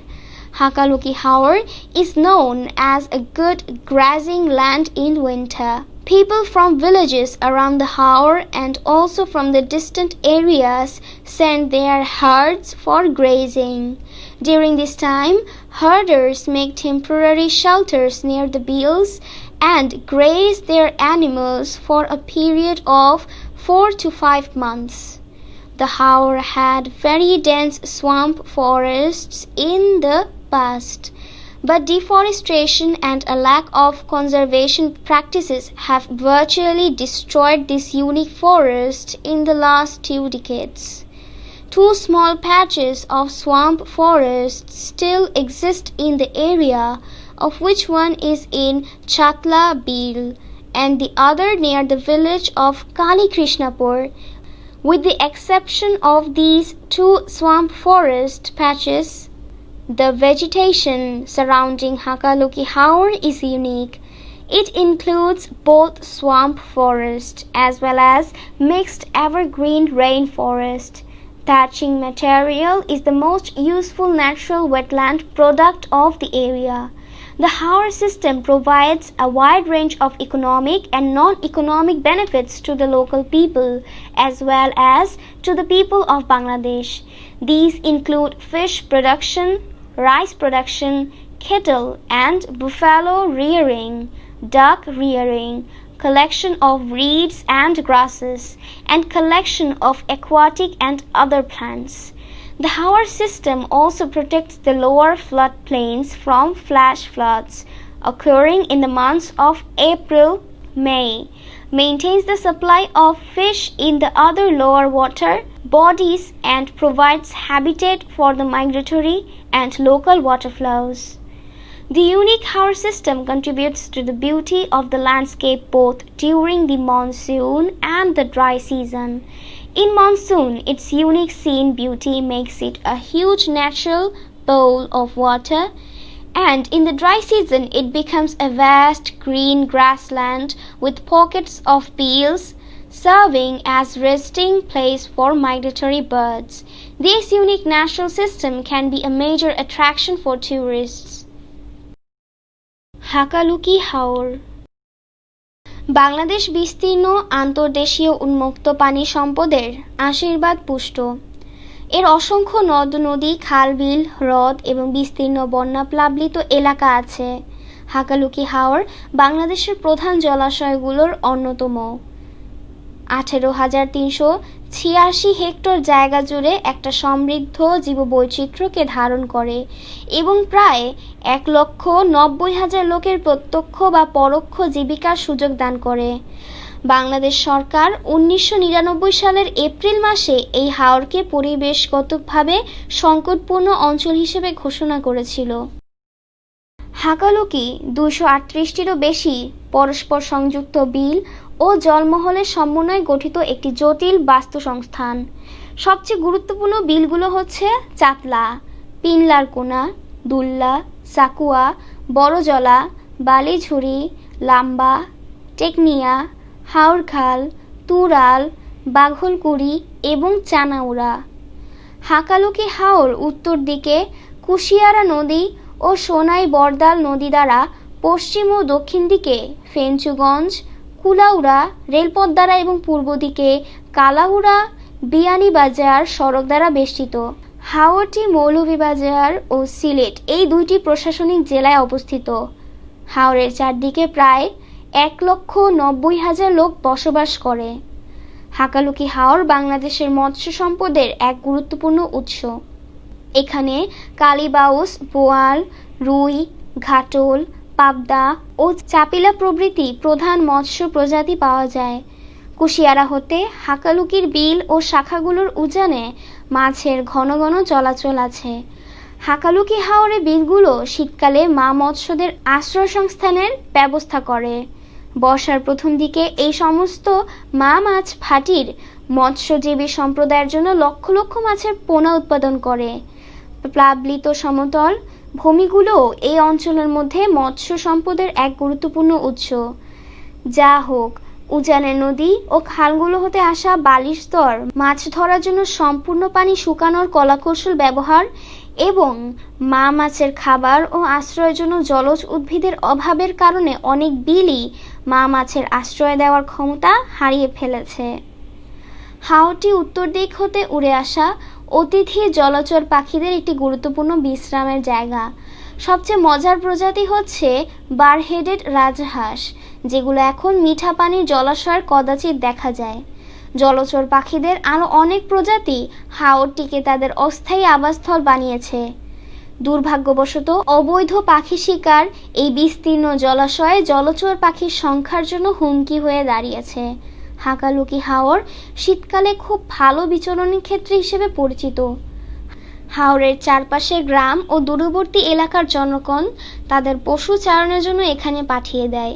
এ সময় পশুপালকেরা বিলগুলোর নিকটে অস্থায়ী আশ্রয় নির্মাণ করে এবং 4 থেকে 5 মাস ধরে তাদের প্রাণীগুলো এখানেই চড়ায় বা বিচরণ করায়। অতীতে হাওরটিতে অত্যন্ত ঘন প্লাবন বন ছিল, কিন্তু বন নিধন এবং রক্ষণাবেক্ষণের অভাবে বিগত 2 দশকে এই দুর্লভ বনকে কার্যত ধ্বংস করেছে। এই অঞ্চলে এখন প্লাবন বনভূমির 2টি ছোট অংশ বিদ্যমান আছে, যাদের একটি চাওতাল বিলে এবং অপরটি কালীকৃষ্ণপুর গ্রামের নিকটে।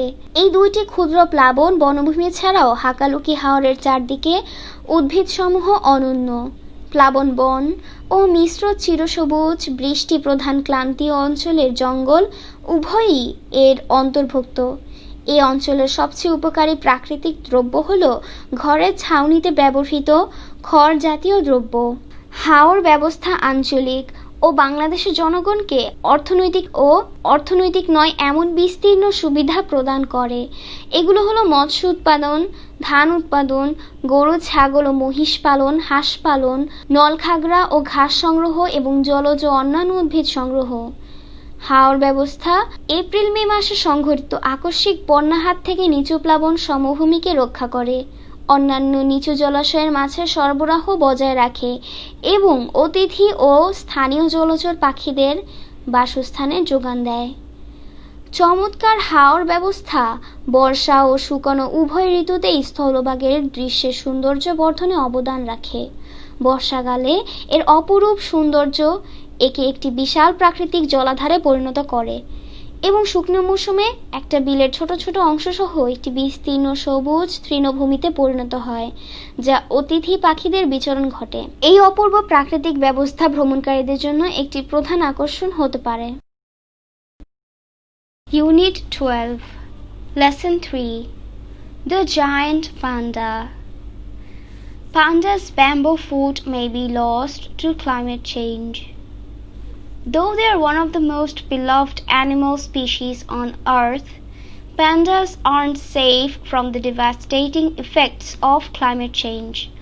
According to a new study, projected temperature increases in China over the next century will likely seriously hinder bamboo, almost the sole source of food for endangered pandas. 99% of pandas' diet is bamboo, and an adult panda needs around 38 kilograms of bamboo every year. If bamboo can move to new habitats at higher elevations, Will pandas stand a chance of survival? The researchers said. However, if conservation programs wait too long, human inhabitants and activities would claim all of the new habitats capable of supporting bamboo in a warming world. It is tough, but I think there's still hope if we take action now, said research team member Jianguo Liu.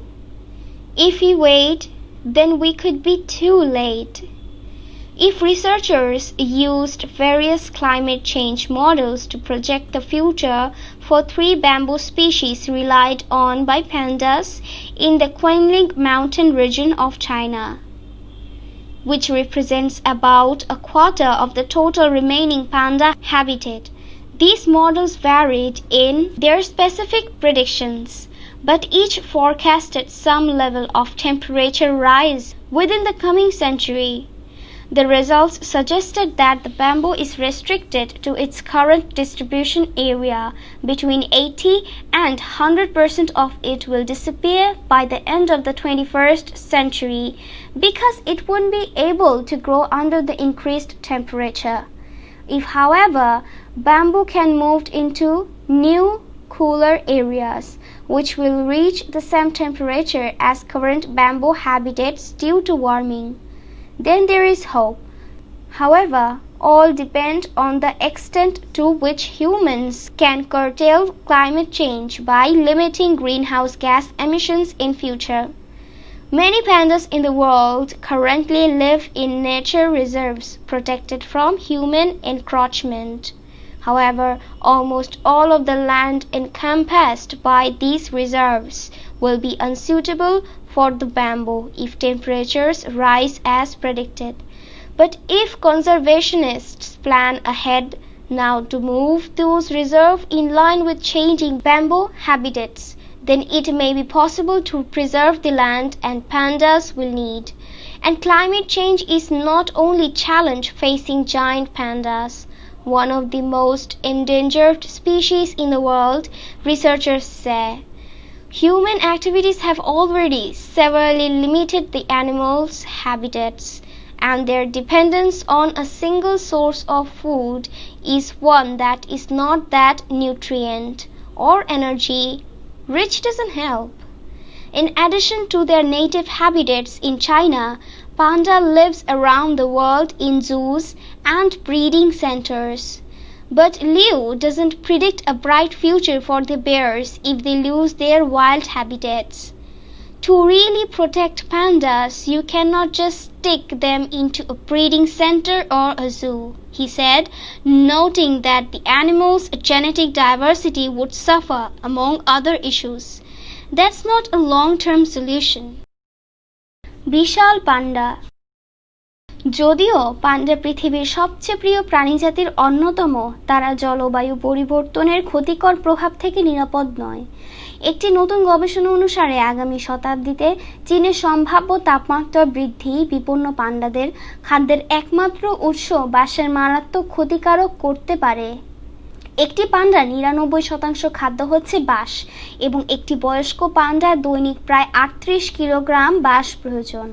গবেষকরা বলেন, কেবলমাত্র বাঁশকে উচ্চতর স্থানে নতুন বাসস্থানে স্থানান্তর করা যায়, তবে পান্ডাদের অস্তিত্বের একটি সুযোগ থাকবে।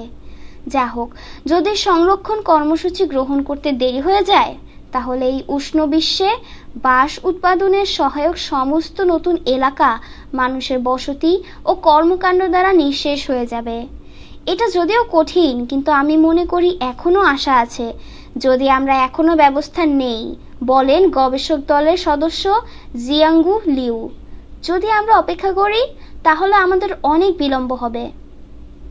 গবেষকগণ চীনের কিনলিং পার্বত্য অঞ্চলের নির্ভরশীল পান্ডাদের ৩টি বাঁশ প্রজাতির ভবিষ্যৎ নির্ণয়ে বিভিন্ন জলবায়ু পরিবর্তনের মডেল ব্যবহার করেছিলেন, যা সমগ্র অবশিষ্ট পান্ডাদের বাসস্থান প্রায় ১/৪।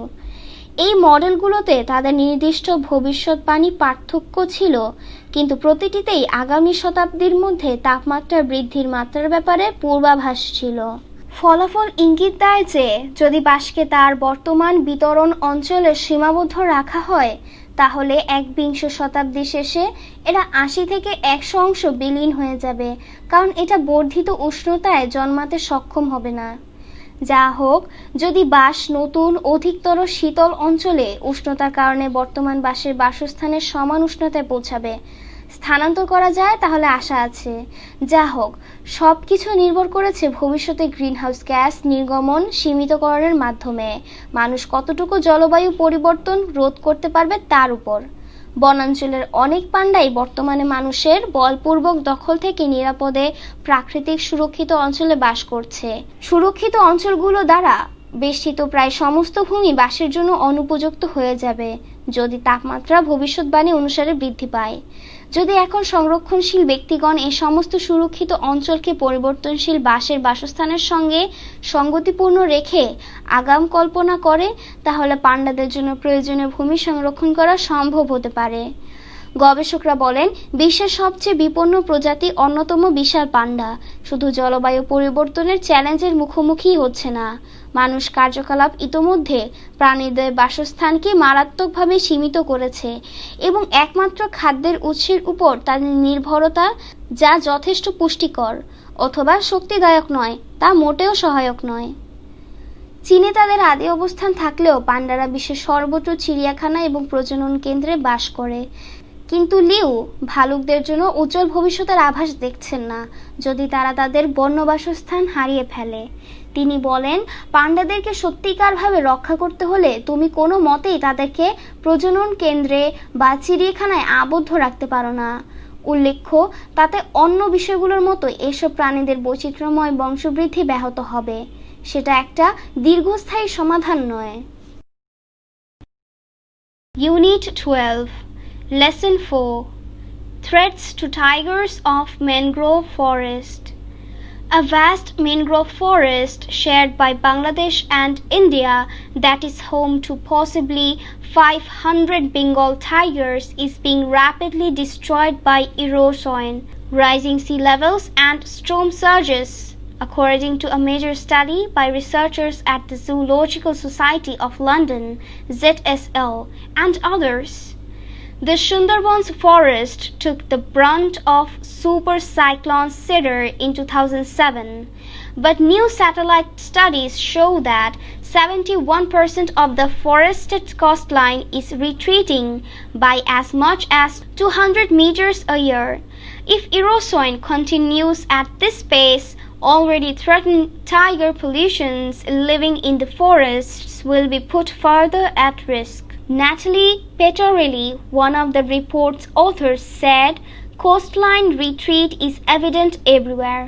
A continuing rate of retreat would see these parts of the mangrove disappear within 50 years.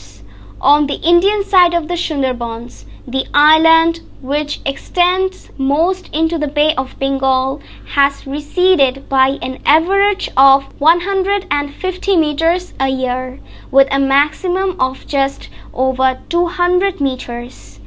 This would see the disappearance of the island in about 20 years. The Sundarbans is known for vanishing island, but the scientists said the current retreat of the mangrove forests in the southern coastline is not normal. The causes for increasing coastline retreat, other than direct anthropogenic ones, include increased frequency of storm surges and other extreme natural events, rises in sea level, and increased salinity, which increases the vulnerability of mangroves, said Petorelli. Our results indicate a rapidly retreating coastline that cannot be accounted for by the regular dynamics of the Sundarbans. Degradation is happening fast, weakening this natural shield for India and Bangladesh. As human development thrives, the global temperature continues to rise. Natural protection from the tidal waves and cyclones is being degraded at alarming rates. This will inevitably lead to species loss in this richly biodiverse part of the world if nothing is done to stop it. The Sundarbans is a critical tiger habitat, one of only a handful of remaining forests big enough to hold several hundred tigers. To lose the Sundarbans would be to move a step closer to the extinction of these majestic animals, said GSL tiger expert Sarah Christie. Mangrove উপকূলীয় বনাঞ্চলে বাঘের প্রতি হুমকি। লন্ডনে zoological সোসাইটিতে গবেষকদের এক প্রধান গবেষণা অনুসারে বাংলাদেশ ও ভারত কর্তৃক ভাগাভাগি করা এক বিস্তীর্ণ উষ্ণমণ্ডলীয় বনাঞ্চল সম্ভাব্য 500 বেঙ্গল বাঘের বাসস্থান, যা ক্ষয়সাধন, সমুদ্রের উচ্চতা বৃদ্ধি এবং প্রবল ঝড়ের দ্বারা দ্রুত ধ্বংস হয়ে যাচ্ছে। সুন্দরবনের বনাঞ্চল 2007 সালের মারাত্মক ঘূর্ণিঝড় সিডরের আক্রমণে প্রধান ধকল সামলিয়েছেন, কিন্তু নতুন উপগ্রহ গবেষণা দেখা যায় যে বনাঞ্চলের উপকূলীয় রেখার 71 প্রতি বছর প্রায় 200 মিটার পিছিয়ে যাচ্ছে। যদি এই গতিতে ক্ষয়সাধন চলতে থাকে তাহলে বনাঞ্চলে বসবাসরত ইতোমধ্যে বিপন্ন বাঘ সংখ্যা আরও বিপদের সম্মুখীন হবে। প্রতিবেদন লেখকের অন্যতম ন্যাটালি পেটোরেল্লি বলেন, উপকূলীয় রেখার ক্ষয়সাধন সর্বত্রই সুস্পষ্ট। পশ্চাৎপসরণের এই অবিরাম গতির ফলে 500 বছরের মধ্যে উপকূলীয় বনাঞ্চলের এই অংশগুলো বিলীন হয়ে যাবে। সুন্দরবনের ভারতীয় অংশে দাপটটি, যার অধিকাংশ বঙ্গোপসাগরের মধ্যে বিস্তৃত, তা বছরের গড়ে 150 মিটার এবং সর্বোচ্চ 200 মিটারের অধিক কমে গেছে। এর ফলে প্রায় 20 বছরের দ্বীপটি অদৃশ্য হয়ে যেতে পারে। সুন্দরবন দৃশ্য দ্বীপগুলোর জন্য পরিচিত, কিন্তু বিজ্ঞানীগণ বলেন যে দক্ষিণের উপকূলীয় রেখার উষ্ণমণ্ডলীয় বনাঞ্চলের চলতি পশ্চাদপসরণ স্বাভাবিক নয়। পেটোরেল্লি বলেন, সরাসরি মানব সম্পর্কিত ছাড়া বর্ধিত উপকূলীয় রেখার পশ্চাদপসরণ কারণগুলোর মধ্যে ঝড়, জলোচ্ছ্বাসের বিবর্ধিত পুন সংঘটন, অন্যান্য চরম মাত্রায় প্রাকৃতিক দুর্ঘটনা, সাগরের উচ্চতা বৃদ্ধি এবং বর্ধিত লবণাক্ততা অন্তর্ভুক্ত, যা উষ্ণমণ্ডলীয় বনভূমির জন্য ঝুঁকি বাড়ায়।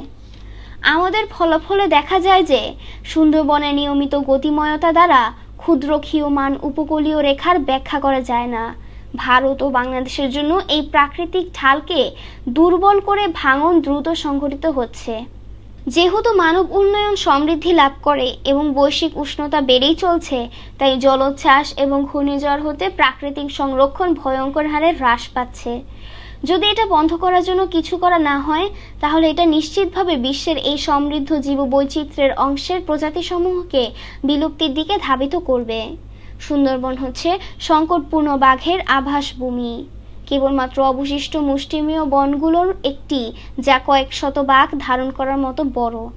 সুন্দরবন হারানো হবে এই সমস্ত রাজকীয় প্রাণীর ধ্বংসের দিকে এক পা এগিয়ে যাওয়া, বলেছেন ZSL বাঘ বিশেষজ্ঞ Sarah Christie. Unit 12, Lesson 5, Kuakata, Daughter of the Sea. Kuakata, locally known as Shagor Kanna, Daughter of the Sea, is a rare scenic spot located on the southernmost tip of Bangladesh. Kuakata in Latachapli Union under Kalapara Police Station of Potuakhali district is about 30 km in length and 6 km in breadth. It is 70 km from Potuakhali district headquarters and 320 km from Dhaka. An excellent combination of the picturesque natural beauty, sandy beaches, blue sky, and the shimmering expanse of water of the Bay of Bengal and the evergreen forest makes Kuakata a much sought after tourist destination. The name Kuakata takes its origin from the story of a kua or well dug on the seashore by the early Rakhine settlers for collecting drinking water. The Rakhines had landed on Kuakata's coasts after being expelled from Arkan by Mughals. Following the first well, it became a tradition to dig wells in the neighborhood of Rakhine homesteads for fresh water supply. Kuakata is one of the unique spots which allow a visitor to watch both the sunrise and the sunset from the beach. That perhaps makes Kuakata one of the world's most attractive beaches. The long and wide beach at Kuakata has a typical natural setting. These sandy beach slopes gently into the bay, and bathing there is as pleasure as is swimming and diving. Kuakata is truly a virgin beach and a sanctuary for migratory winter birds. Fishing boats playing in the Bay of Bengal with colorful sails, surfing waves, and the lines of coconut trees add to the vibrant colors of Kuakata. The indigenous culture of the Rakhine community and 100-year-old Buddhist temples indicate the age-old tradition and cultural heritage for this area. Kuakata is also a holy land for the Hindus and the Buddhists.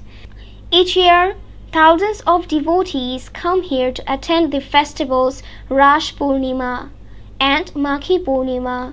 On these 2 days, pilgrims take holy bath and enjoy going to the traditional fairs. Kuakata Sagarkanya স্থানীয়ভাবে সাগরকন্যা নামে পরিচিত কুয়াকাটা বাংলাদেশের সর্বদক্ষিণ প্রান্তে অবস্থিত একটি অসাধারণ নৈসর্গিক শোভামণ্ডিত জায়গা।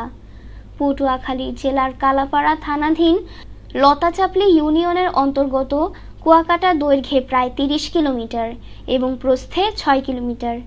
এটি পটুয়াখালী জেলা সদর থেকে ৭০ কিলোমিটার এবং ঢাকা হতে ৩২০ কিলোমিটার দূরে অবস্থিত। চিত্রবৎ প্রাকৃতিক সৌন্দর্য, বালুকাময় সৈকত, নীল আকাশ, বঙ্গোপসাগরের ঝিকিমিকি জলরাশি বিস্তার এবং চিরসবুজ বনাঞ্চলের এক চমৎকার মিশ্রণ কুয়াকাটাকে পর্যটকদের গন্তব্যস্থলের এক আকর্ষণ করে তুলেছে। প্রাচীন রাখাইন বসতি স্থাপনকারীদের পানীয় জল সংগ্রহের জন্য সাগর তীরে কুয়া বা কূপ খননের গল্প থেকে কুয়াকাটার নামটি উৎপত্তি হয়েছে। আরাকান থেকে মুঘলদের জন্য বিতাড়িত হয়ে রাখাইনরা কুয়াকাটা উপকূলে বসতি গড়েছিল। প্রথম কুয়ার অনুসরণে বিশুদ্ধ পানি সরবরাহের জন্য রাখাইনদের বসস্থানের আশেপাশে কূপ খনন করা একটি ঐতিহ্যে পরিণত হয়েছিল। কুয়াকাটা হচ্ছে অনন্য স্থানগুলোর অন্যতম, যা একজন ভ্রমণকারীকে সমুদ্র তীর হতে সূর্যোদয় এবং সূর্যাস্তে দেখার সুযোগ করে দেয়। এটাই সম্ভবত কুয়াকাটাকে বিশ্বের সবচেয়ে আকর্ষণীয় সৈকতগুলোর মাঝে অন্যতম করেছে। কুয়াকাটার দীর্ঘ এবং প্রশস্ত সৈকতের একটা প্রাকৃতিক দৃশ্য আছে। এই বালুকাময় সৈকত আস্তে আস্তে ঢালু হয়ে বঙ্গোপসাগরে পড়েছে এবং সেখানে গোসল করা, সাঁতার কাটা বা ঝাঁপ দেওয়ার মতোই মনোরম। কুয়াকাটা যথাযথভাবে একটি অব্যবহৃত সৈকত এবং শীতকালীন অতিথি পাখিদের আশ্রয়স্থল। বঙ্গোপসাগরে চলাচলকারী রং বেরঙের পালতোলা, মাছ ধরা নৌকা, তরঙ্গ ক্রিয়ার ঢেউ এবং সারিবদ্ধ নারিকেল গাছ কুয়াকাটার রোমাঞ্চকর আভাকে আরও বর্ণিল করে। রাখাইন সম্প্রদায়ের স্বদেশীয় সংস্কৃতি এবং শতবর্ষ প্রাচীন বৌদ্ধ বিহারগুলো এই অঞ্চলের সুপ্রাচীন ঐতিহ্য ও সংস্কৃতির উত্তরাধিকার নির্দেশ করে। কুয়াকাটা হিন্দু ও বৌদ্ধদের জন্য একটি পবিত্র ভূমি। প্রতি বছর হাজার হাজার ভক্ত রাস পূর্ণিমা এবং মাঘী পূর্ণিমা উৎসব পালনের জন্য এখানে আসে। এই 2 দিন তীর্থযাত্রীরা পূর্ণ স্নান করে এবং ঐতিহ্যবাহী মেলাগুলোতে যাওয়া উপভোগ করে। Unit 13 Art and Music Lesson 1 What is beauty? A. She walks in beauty by Lord Byron. She walks in beauty like the night of cloudless climes and starry skies, and all that's best of dark and bright meet in her aspect and her eyes, thus mellowed to the tender light which heaven to gaudy day denies. One shade the more, one ray the less, had half impaired the nameless grace which waves in every raven trees or softly lightens over her face, where thoughts serenely sweet express how pure, how dear their dwelling place. And on that cheek And over that bow, so soft, so calm, yet eloquent, the smiles that win, the tints that glow, but tell of days in goddess spent, a mind at peace with all view, a heart whose love is innocent. B. I Died for Beauty by Emily Dickinson. I died for beauty, but was scarce adjusted in the tomb, when one who died for truth was lain in an adjoining room. He questioned softly why I failed. For beauty, I replied, and I for truth, the two are one. We brethren are, he said. And so as kinsmen made a night, we talked between the rooms until the moss had reached our lips and covered up our names. সৌন্দর্য কি?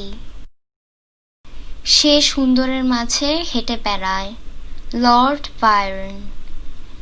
সে সুন্দরের মাঝে হেঁটে বেড়ায় যেন মেঘমুক্ত দেশ এবং তারকা খচিত আকাশের মতো, এবং আধার আলোর উৎকৃষ্ট সব কিছু তার চেহারা এবং চোখে মিলে যায়, এভাবে ওই কোমল আলোকে প্রফুল্ল করে, যা আকাশ দেয় না ওই জমকালো দিনকে।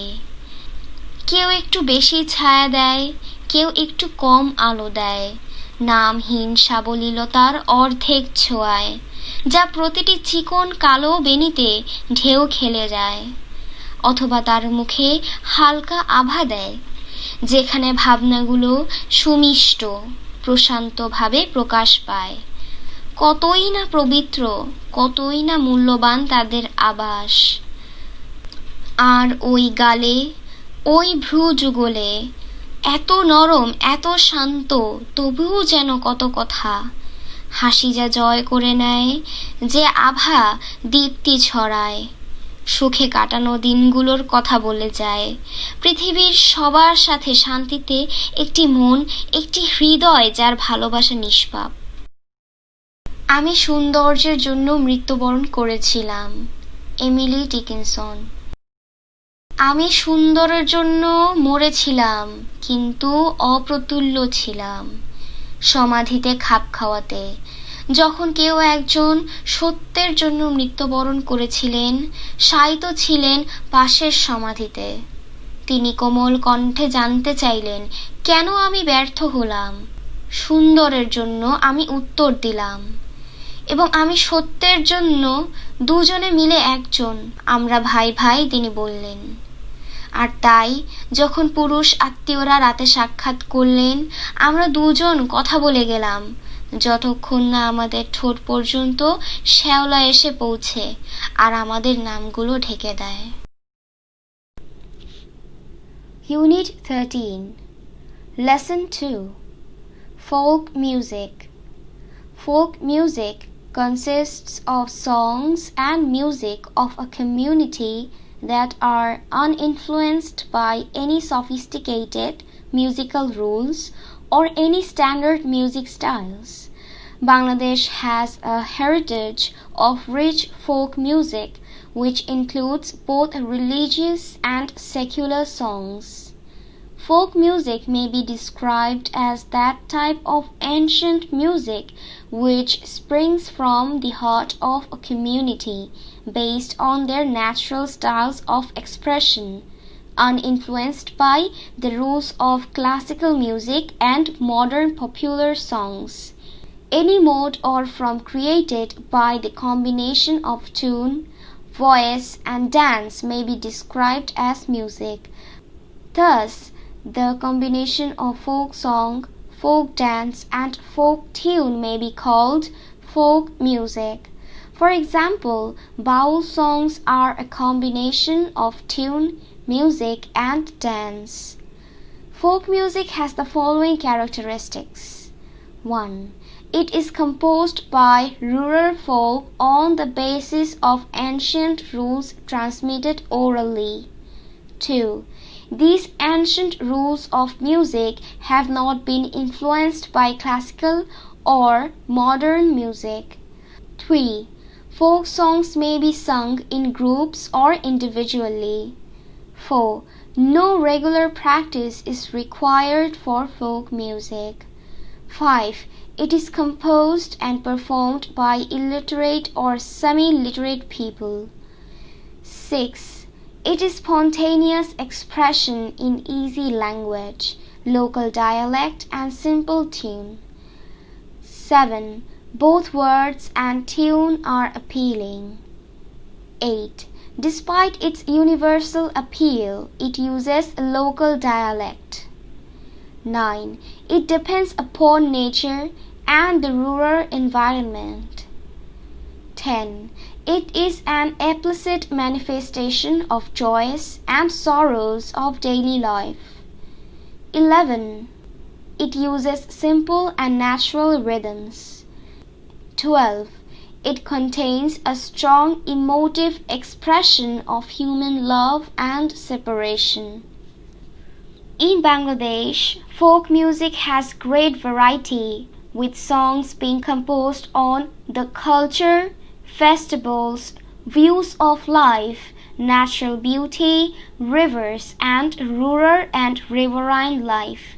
These songs are also about social inequality and poverty, about the material world and the supernatural. Mystical songs have been composed using the metaphors of rivers and boats. Since the country is basically riverine, the Bhatiali forms an important genre of folk music. Folk music is formed and developed according to the environment. Differences in the natural environment are reflected in the people of the different regions.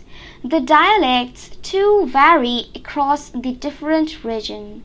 Bangladeshi folk music therefore varies from region to region. Thus, there are the northern Bhawaiya, the eastern Bhatiali, and the southwestern Baul songs. The culture and the lifestyle of the different tribes have also influenced folk music. Tribes like the Santal, Garo, Hajong, Chakma, Manipuri, Tripuri, Marma, etc. have interacted with ethnic Bengali culture and lifestyle over the years. The interaction has been clearly reflected in the richness of folk music. Folk songs may be sung individually or in chorus.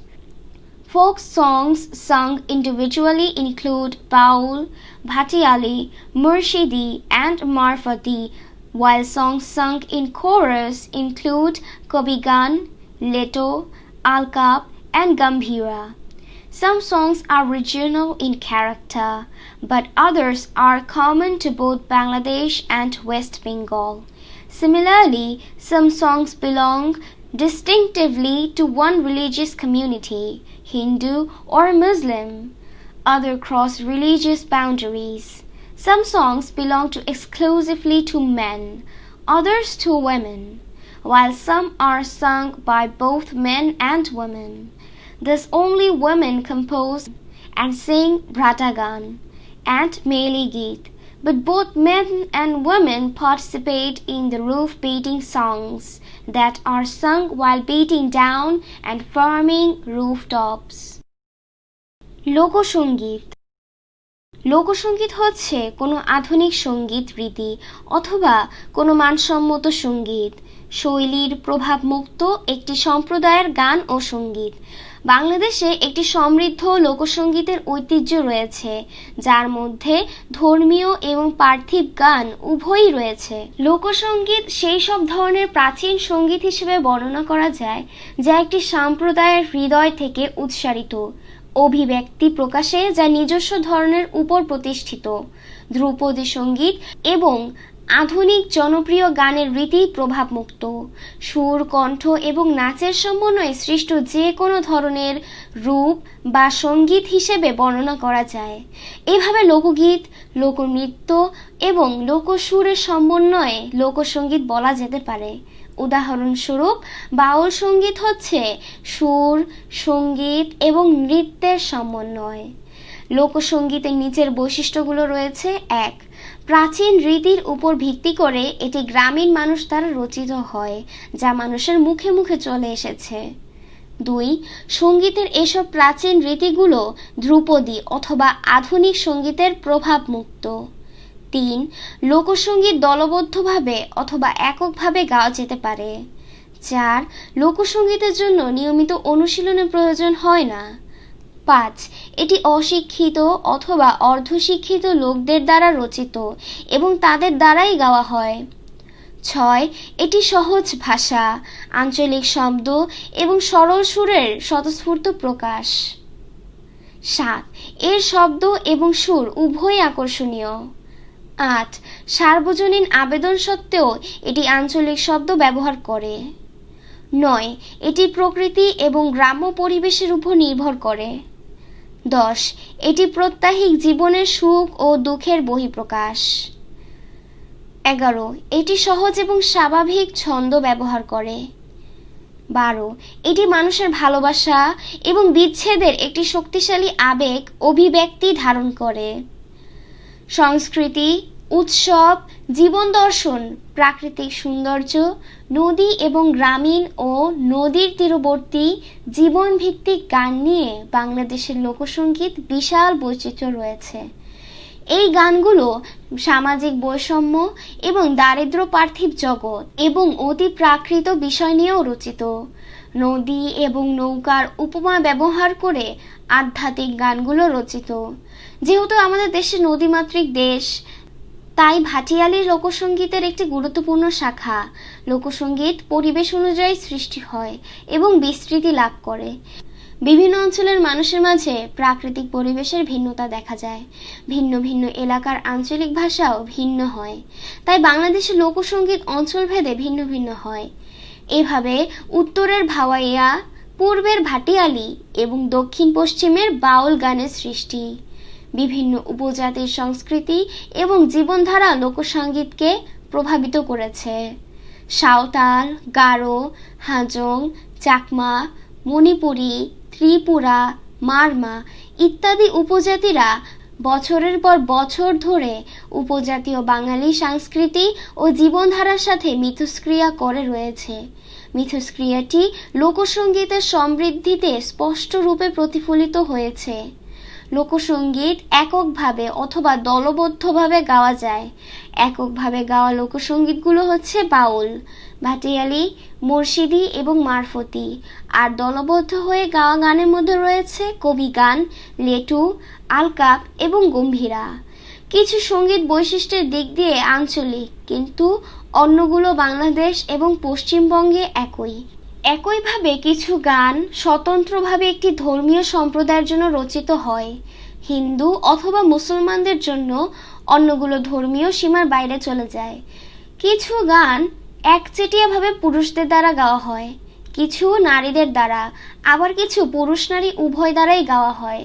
তাই শুধুমাত্র নারীরাই ব্রত গান ও মেয়েলি গীত রচনা করে এবং গায়, কিন্তু ঘরের ছাদ মেরামত করার সময়কার গানে নারী পুরুষ উভয়ই অংশ নেয়।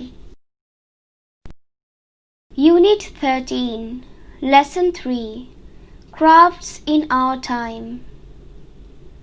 A craft work is an applied form of art, a social and cultural product reflecting the inclusive nature of folk imagination. A craft work which usually doesn't bear the signature of its maker retains a personal touch. When we look at the 30-year-old Nakshi Katha, we wonder at its motives and designs that point to the artistic ingenuity and the presence of the maker in it. The fact that we don't know her name or any other details about her doesn't take anything away from our appreciation of the artist. Indeed, the intimate nature of the katha and the tactile feeling it generates animate the work and make it very inviting. A craftwork is shaped by the interaction of individual creativity and community aesthetics, utility functions, and human values. It is distinguished by its maker's desire to locate himself or herself in the wider and ever-changing cultural aspirations of the community, and subsequently of the market. But even when the market is an important factor, community aesthetics remains the factor determining the form and content of the craftwork. The exquisite terracotta dolls from Dinajpur, dating back to early 1940s, that form a part of Bangladesh National Museum's collections were mostly bought from village fairs by some patron. They were no doubt meant to be consumer items, but the dolls reflect community aesthetics in such a manner that the market has not been able to impose its own preferences on them. The craftwork thus is a dynamic object, always evolving and always abreast of changing tastes and preferences.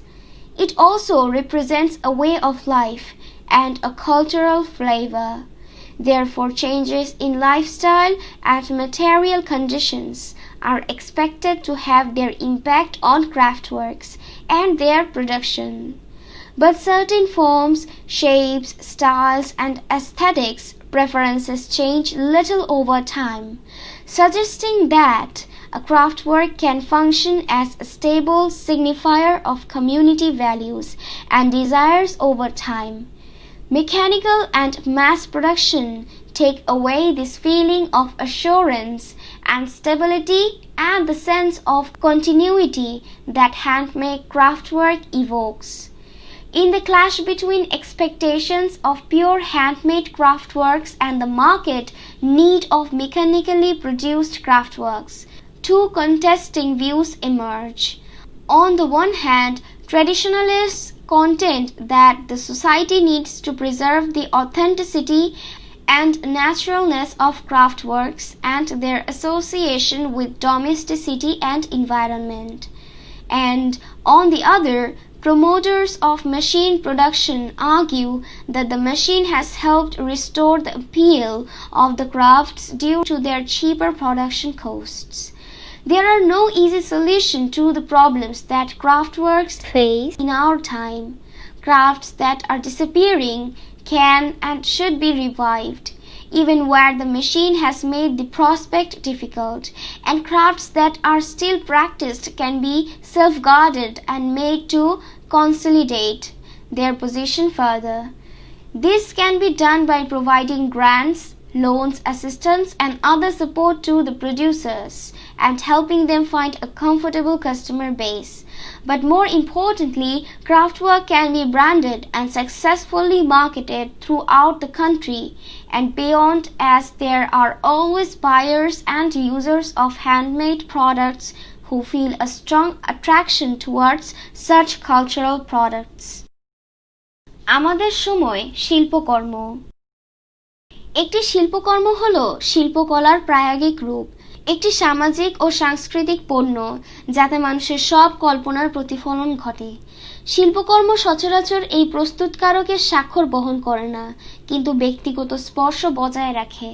আমরা যদি 30 বছরের পুরনো নকশিকাঁথার দিকে তাকাই, তার বৈশিষ্ট্য ও নকশা দেখে অবাক হই, যা শৈল্পিক উদ্ভাবনা পটুতা এবং এতে প্রস্তুতকারীর উপস্থিতি নির্দেশ করে। আমরা তার নাম কিংবা তার সম্পর্কে বিস্তারিত কোনো তথ্য জানি না। এই বিষয়টি শিল্পীর প্রতি আমাদের প্রশংসার কোনো কিছুই দূরে সরিয়ে নেয়নি।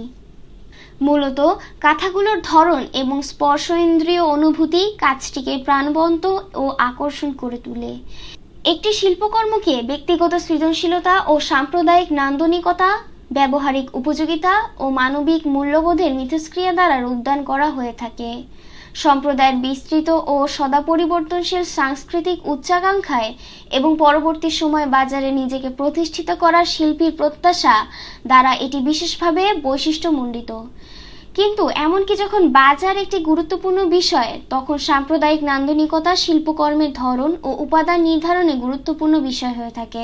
1940-এর দশকে সূচনা লগ্নে দিনাজপুর থেকে সংগ্রহিত অপরূপ সুন্দর পোড়ামাটির পুতুলগুলো, যেগুলো বাংলাদেশ জাতীয় জাদুঘরের সংগ্রহের একটি অংশ গড়ে দিয়েছে, সেগুলোর অধিকাংশই গ্রামীণ মেলা থেকে কোনো শৌখিন ক্রেতা কিনেছিল। নিঃসন্দেহে এগুলো ভোগ্য পণ্য, কিন্তু পুতুলগুলো এমনভাবে সাম্প্রদায়িক নান্দনিকতার প্রতিফলন ঘটায় যে বাজারেও তার নিজস্ব অভিরুচি সেগুলোর উপর চাপিয়ে দেওয়া সক্ষম হয়নি। একটি শিল্পকর্ম এভাবেই একটি প্রাণবন্ত কর্ম, যা সর্বদা বিকাশমান এবং পরিবর্তিত স্বাদ ও রুচির সাথে সদ্য তাল মিলিয়ে চলে। এটি একটি জীবনধারা ও সাংস্কৃতিক বিশেষ গুণের প্রতিনিধিত্ব করে। অতএব শিল্পকর্ম ও এদের উৎপাদনের উপর জীবনধারা ও বস্তুর অবস্থানের পরিবর্তনের প্রভাব রয়েছে বলে প্রত্যাশা করা হয়। কিন্তু সময়ের বিবর্তনে নির্দিষ্ট কিছু গঠন, আকৃতি, শৈলী ও নান্দনিক অভিরুচির সামান্য পরিবর্তন ঘটে, যা নির্দেশ করে যে এই শিল্পকর্ম সময়ের সাথে সাম্প্রদায়িক মূল্যবোধ ও আকাঙ্ক্ষার একটি দৃঢ় নিদর্শন হিসেবে কাজ করতে পারে। যান্ত্রিক ও অধিক উৎপাদন যে নিশ্চয়তা ও স্থিতিশীলতা এবং অবিচ্ছিন্নতার অনুভূতি দূরে সরিয়ে নিয়ে গেছে, তাতে তৈরি শিল্পকর্ম তা জাগিয়ে তোলে। সম্পূর্ণরূপে হাতে তৈরি শিল্পকর্মের প্রত্যাশা এবং বাজার চাহিদার অনুযায়ী যান্ত্রিকভাবে উৎপাদিত শিল্পকর্মের মধ্যকার দ্বন্দ্বে দুটি বিপরীত ধারণা পাওয়া যায়। একদিকে ঐতিহ্যবাদীরা মত দেন যে শিল্পকর্মের অকৃত্রিমতা ও স্বাভাবিকতা এবং পারিবারিক জীবন ও পরিবেশের সাথে তাদের সম্পৃক্ততা সংরক্ষণ করা সমাজের প্রয়োজন, আর অপরপক্ষে যান্ত্রিক উৎপাদনের প্রবর্তকরা যুক্তি দেন যে শিল্পকর্মগুলোর উৎপাদন খরচ কম হওয়ার কারণে এগুলোর জনপ্রিয়তা পুনরুদ্ধারে যন্ত্র সহায়তা করেছে। আমাদের সময় শিল্পকর্ম যেসব সমস্যার সম্মুখীন হতো তার সহজ কোনো সমাধান নেই। যে সকল শিল্পকর্ম হারিয়ে যাচ্ছে সেগুলোকে পুনরুজ্জীবিত করা যেতে পারে এবং তা করা উচিত, এমনকি সেখানেও যেখানে যন্ত্র এবং সম্ভাবনাকে কঠিন করে তুলেছে। আর যে সকল শিল্পকর্ম এখনো চর্চা করা হয় সেগুলোকে রক্ষা করা যেতে পারে এবং এগুলোর অবস্থাকে আরও সুদৃঢ় করতে হবে। উৎপাদনকারীকে প্রাপ্য অর্থ প্রদান, ঋণ সহায়তা ও অন্যান্য সহযোগিতা করে এবং তাদেরকে একটি স্বস্তিদায়ক বাজারে খুঁজে পেতে সাহায্য করার মাধ্যমে তা করা যেতে পারে। কিন্তু অধিকতর গুরুত্বপূর্ণ হলো শিল্পকর্মের প্রচার সফলভাবে সারা দেশে ও বাহিরে বাজারজাত করা, কারণ সর্বদাই হাতে তৈরি পণ্যের ক্রেতা ও ব্যবহারকারী থাকে যারা সাংস্কৃতিক পণ্যের প্রতি ভীষণ আকর্ষণ অনুভব করে। Unit 14 Myths and Literature Lesson 1 Bengal's Face I have seen Bengal's face. Because I have seen Bengal's face, I will seek no more. The world has not anything more beautiful to show me. Waking up in the darkness, gazing at the fig tree I behold. Downs, shallows, roasting under huge umbrella like leaves. I look around me and discover a leafy doom. Jam, kathal, bat, hijal and aswatha trees, all in a hush, shadowing clumps of cactus and zedowari bushes. When long ago, Chand came in his honeycombed boat to a blue hijal, bat and tamal shade near the champa, he too sighted Bengal's incomparable beauty. One day, alas, in the Ganguri, on a raft as the waning moon sank on the river's sandbanks, Behula too saw countless aswats bats beside golden rice fields, and heard the thrush's soft song. One day, arriving in Amara, where gods held court, when she danced like a desolated wagtail, Bengal's rivers, fields, flowers wailed like strings of bells on her feet. বাংলার মুখ বাংলার মুখ আমি দেখিয়াছি, বাংলার মুখ আমি দেখিয়াছি, তাই আমি পৃথিবীর রূপ খুঁজতে যাইনি আর। অন্ধকারে জেগে উঠে ডুমুরের গাছে চেয়ে দেখি ছাতার মতন বড় পাতাটির নিচে বসে আছে ভোরের দোয়েল পাখি। চারদিকে চেয়ে দেখি পল্লবের স্তূপ, জাম, বট, কাঁঠাল, হিজলের অশ্বথের করে আছে চুপ, ফণি মনসার ঝোপে সটি বনে তাহাদের ছায়া পড়িয়াছে। মধুখর ডিঙা থেকে কে যেন সে কবে চাঁদ চম্পার কাছে, এমনই হিজল বট তমালের নীল ছায়া বাংলার অপরূপ রূপ দেখেছিল। বেহুলাও একদিন গাঙুরে জল ভেলা নিয়ে কৃষ্ণা দ্বাদশীর জ্যোৎস্না যখন মরিয়া গেছে নদীর চড়ায়, সোনালি ধানের পাশে অসংখ্য অশ্বত্থ বট দেখেছিল হায়। শ্যামার নরম গান শুনেছিল একদিন অমরায় গিয়ে, ছিন্ন খঞ্জনার মতো যখন সে নেচেছিল ইন্দ্রের সভায়। বাংলার নদী মাঠ তাট ফুল ঘুঙুরের মতো তার কেঁদেছিল পায়ে। Unit 14, Lesson 3, The Legend of Ghazi. The legend of Ghazi. According to some myths and legends, Ghazi Pir was a Muslim saint who is said to have spread Islam in the parts of Bengal close to the Sundarbans. He was credited with many miracles. For example, he could supposedly calm dangerous animals and make them docile. He is usually depicted in baths or scrolling paintings riding a fierce-looking Bengal tiger, a snake in his hand, but no apparent danger. According to some stories, he also fought crocodiles who threatened the people of a region full of canals and creeks, indeed a kind of watery jungle bordering the Bay of Bengal. Because of his alert and valiant presence, all predatory animals were said to have been kept within bounds. It was also believed that he enabled villagers to live close to forests and jungles and cultivate their lands. Consequently, people of these regions would pray to him for protection. The story of Ghazi Pir has been preserved in folk literature as well as art and has been performed in indigenous theatre. In fact, some Ghazi Path scrolls are part of the collection of British Museum. গাজীর উপাখ্যান। গাজীর উপাখ্যান। কিছু পুরাণ এবং উপাখ্যান অনুযায়ী গাজীর পীর ছিলেন একজন মুসলিম সাধক, যিনি সুন্দরবনের নিকট বাংলাদেশের কয়েকটি স্থানে ইসলাম প্রচার করেছিলেন। তিনি অনেক অলৌকিক ক্ষমতার অধিকারী ছিলেন। উদাহরণস্বরূপ মনে করা হয় তিনি বিপজ্জনক প্রাণীদের শান্ত করতে পারতেন এবং সহজে তাদের বশ মানাতে পারতেন। পাট অথবা স্ক্রোল পেইন্টিংয়েও তাকে দেখা যায়। বাংলাদেশের একটি হিংস্র বাঘের পিঠে চড়েছেন একটি হাতের সাপ, কিন্তু দৃশ্যত কোনো বিপদ নেই। কিছু গল্প অনুযায়ী তিনি কুমিরের সাথেও যুদ্ধ করতেন, যারা বঙ্গোপসাগরের সীমানায় খাল ও জলাশয়ে ভর্তি জঙ্গলের লোকদের ভয় দেখাতো। তার পূর্বাভাস এবং সতর্কতার কারণে সকল শিকারী প্রাণীদের সীমার প্রাচীরে রাখা হতো। এটা বিশ্বাস করা হতো যে তিনি গ্রামবাসীদের বন ও জঙ্গলের নিকট বাস করতে এবং তাদের জমি চাষ করতে সহায়তা করতেন। ফলশ্রুতিতে এই অঞ্চলের জনগণ আত্মরক্ষার জন্য তার কাছে প্রার্থনা করত। গাজী পীরের গল্প লোকসাহিত্য ও শিল্পে আছে এবং দেশি থিয়েটারে তা প্রদর্শিত হয়।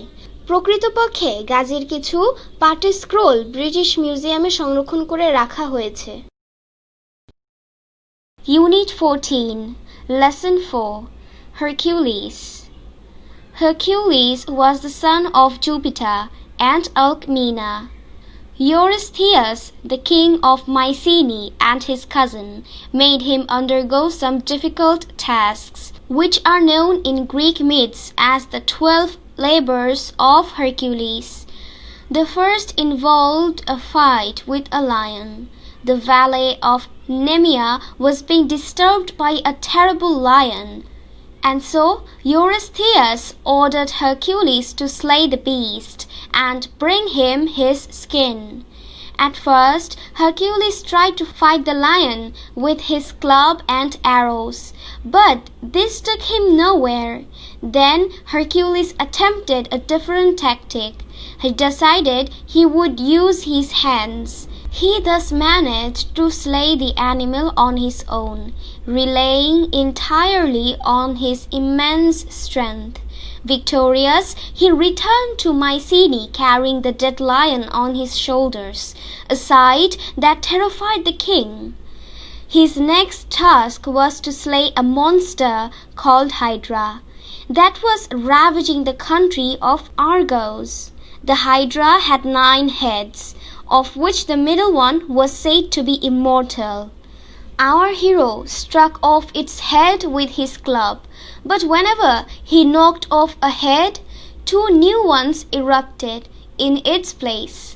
Eventually, with the help of his developed servant Iolaus, Hercules succeeded in burning all the heads of the Hydra except the 9th or immortal one, which he decided to bury under a huge rock.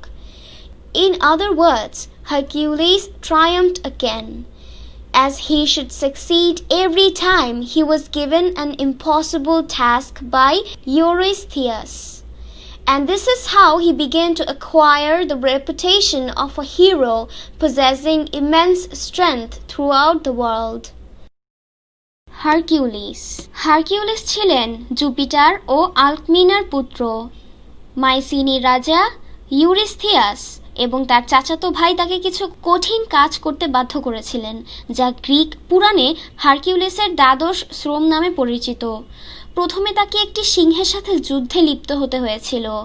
নিমেয়া উপত্যকায় একটি ভয়ঙ্কর সিংহের উৎপাত ছিল, আর তাই ইউরিস্থিয়াস প্রাণীটিকে বধ করতে তার চামড়া আনার জন্য হারকিউলিসকে আদেশ দিলেন। প্রথমে হারকিউলিস তার মুগুর ও ধনুক দিয়ে সিংহটির সাথে যুদ্ধ করার জন্য চেষ্টা করছিলেন, কিন্তু তা কোনো কাজেই আসেনি। তারপর হারকিউলিস ভিন্ন কৌশল অবলম্বন করলেন। তিনি হাত ব্যবহার করার সিদ্ধান্ত নিলেন। এভাবে তিনি পশুটাকে তার অপরিমেয় শক্তি দ্বারা হত্যা করলেন।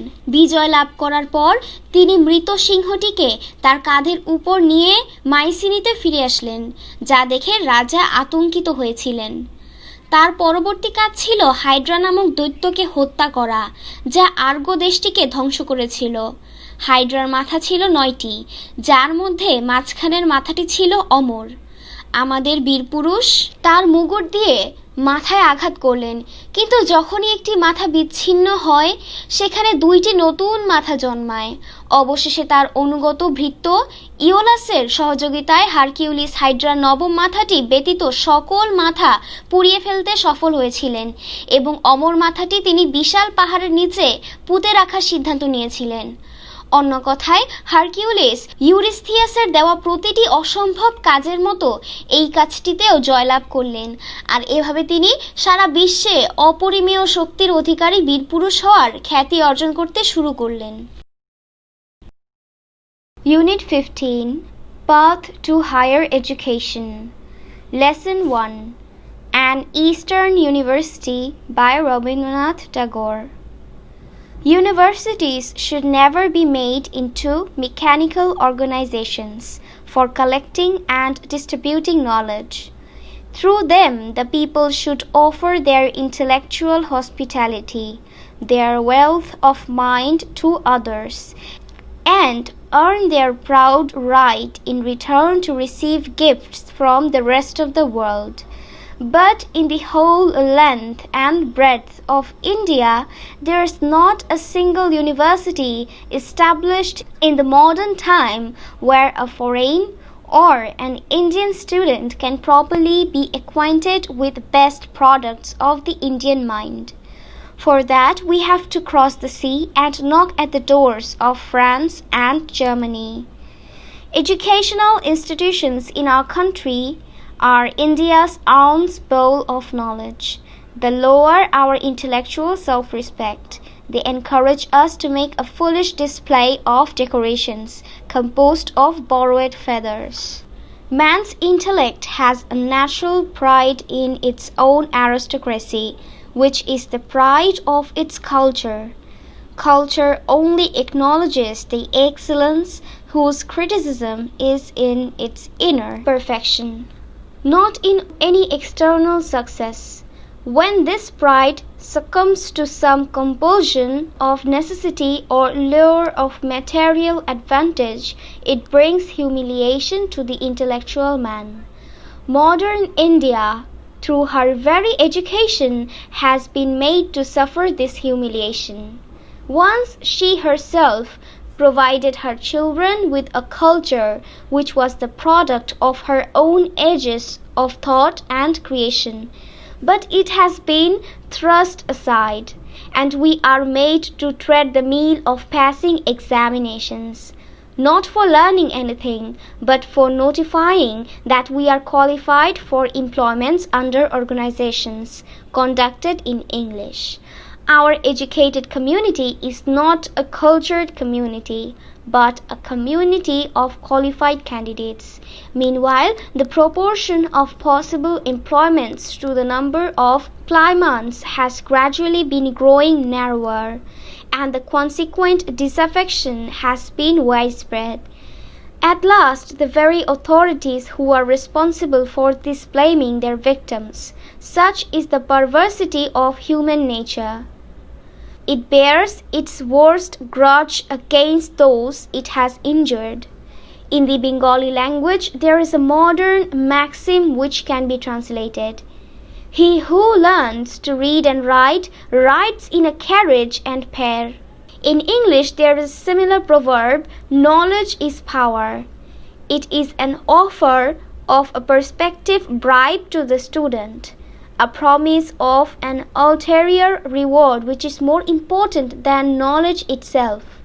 Unfortunately, our very education has been successful in depriving us of our real initiative and our courage of thought. The training we get in our schools has the constant implication in it that is not for us to produce but to borrow.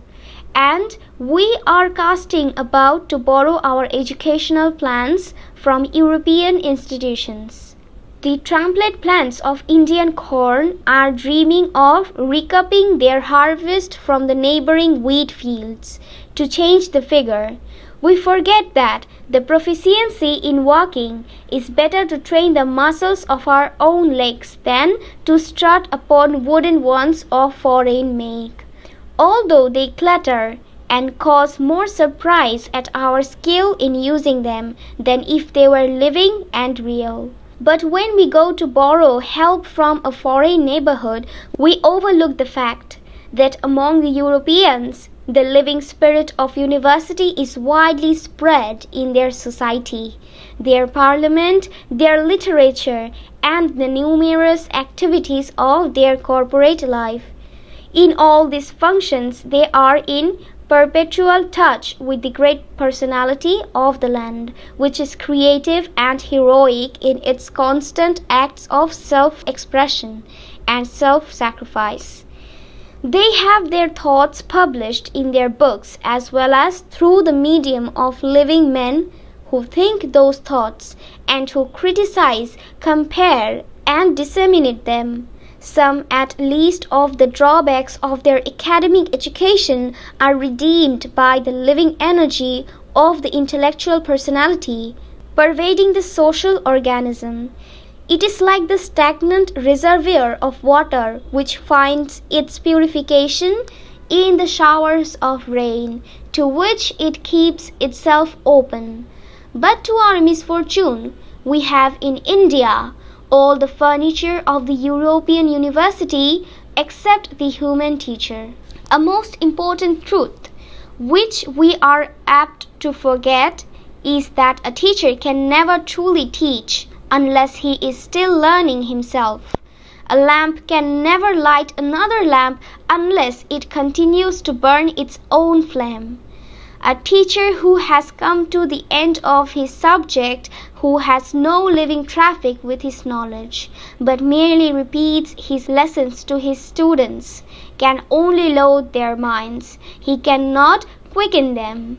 Truth not only must inform, but inspire. If the inspiration dies out and the information only accumulates, then truth loses its infinity.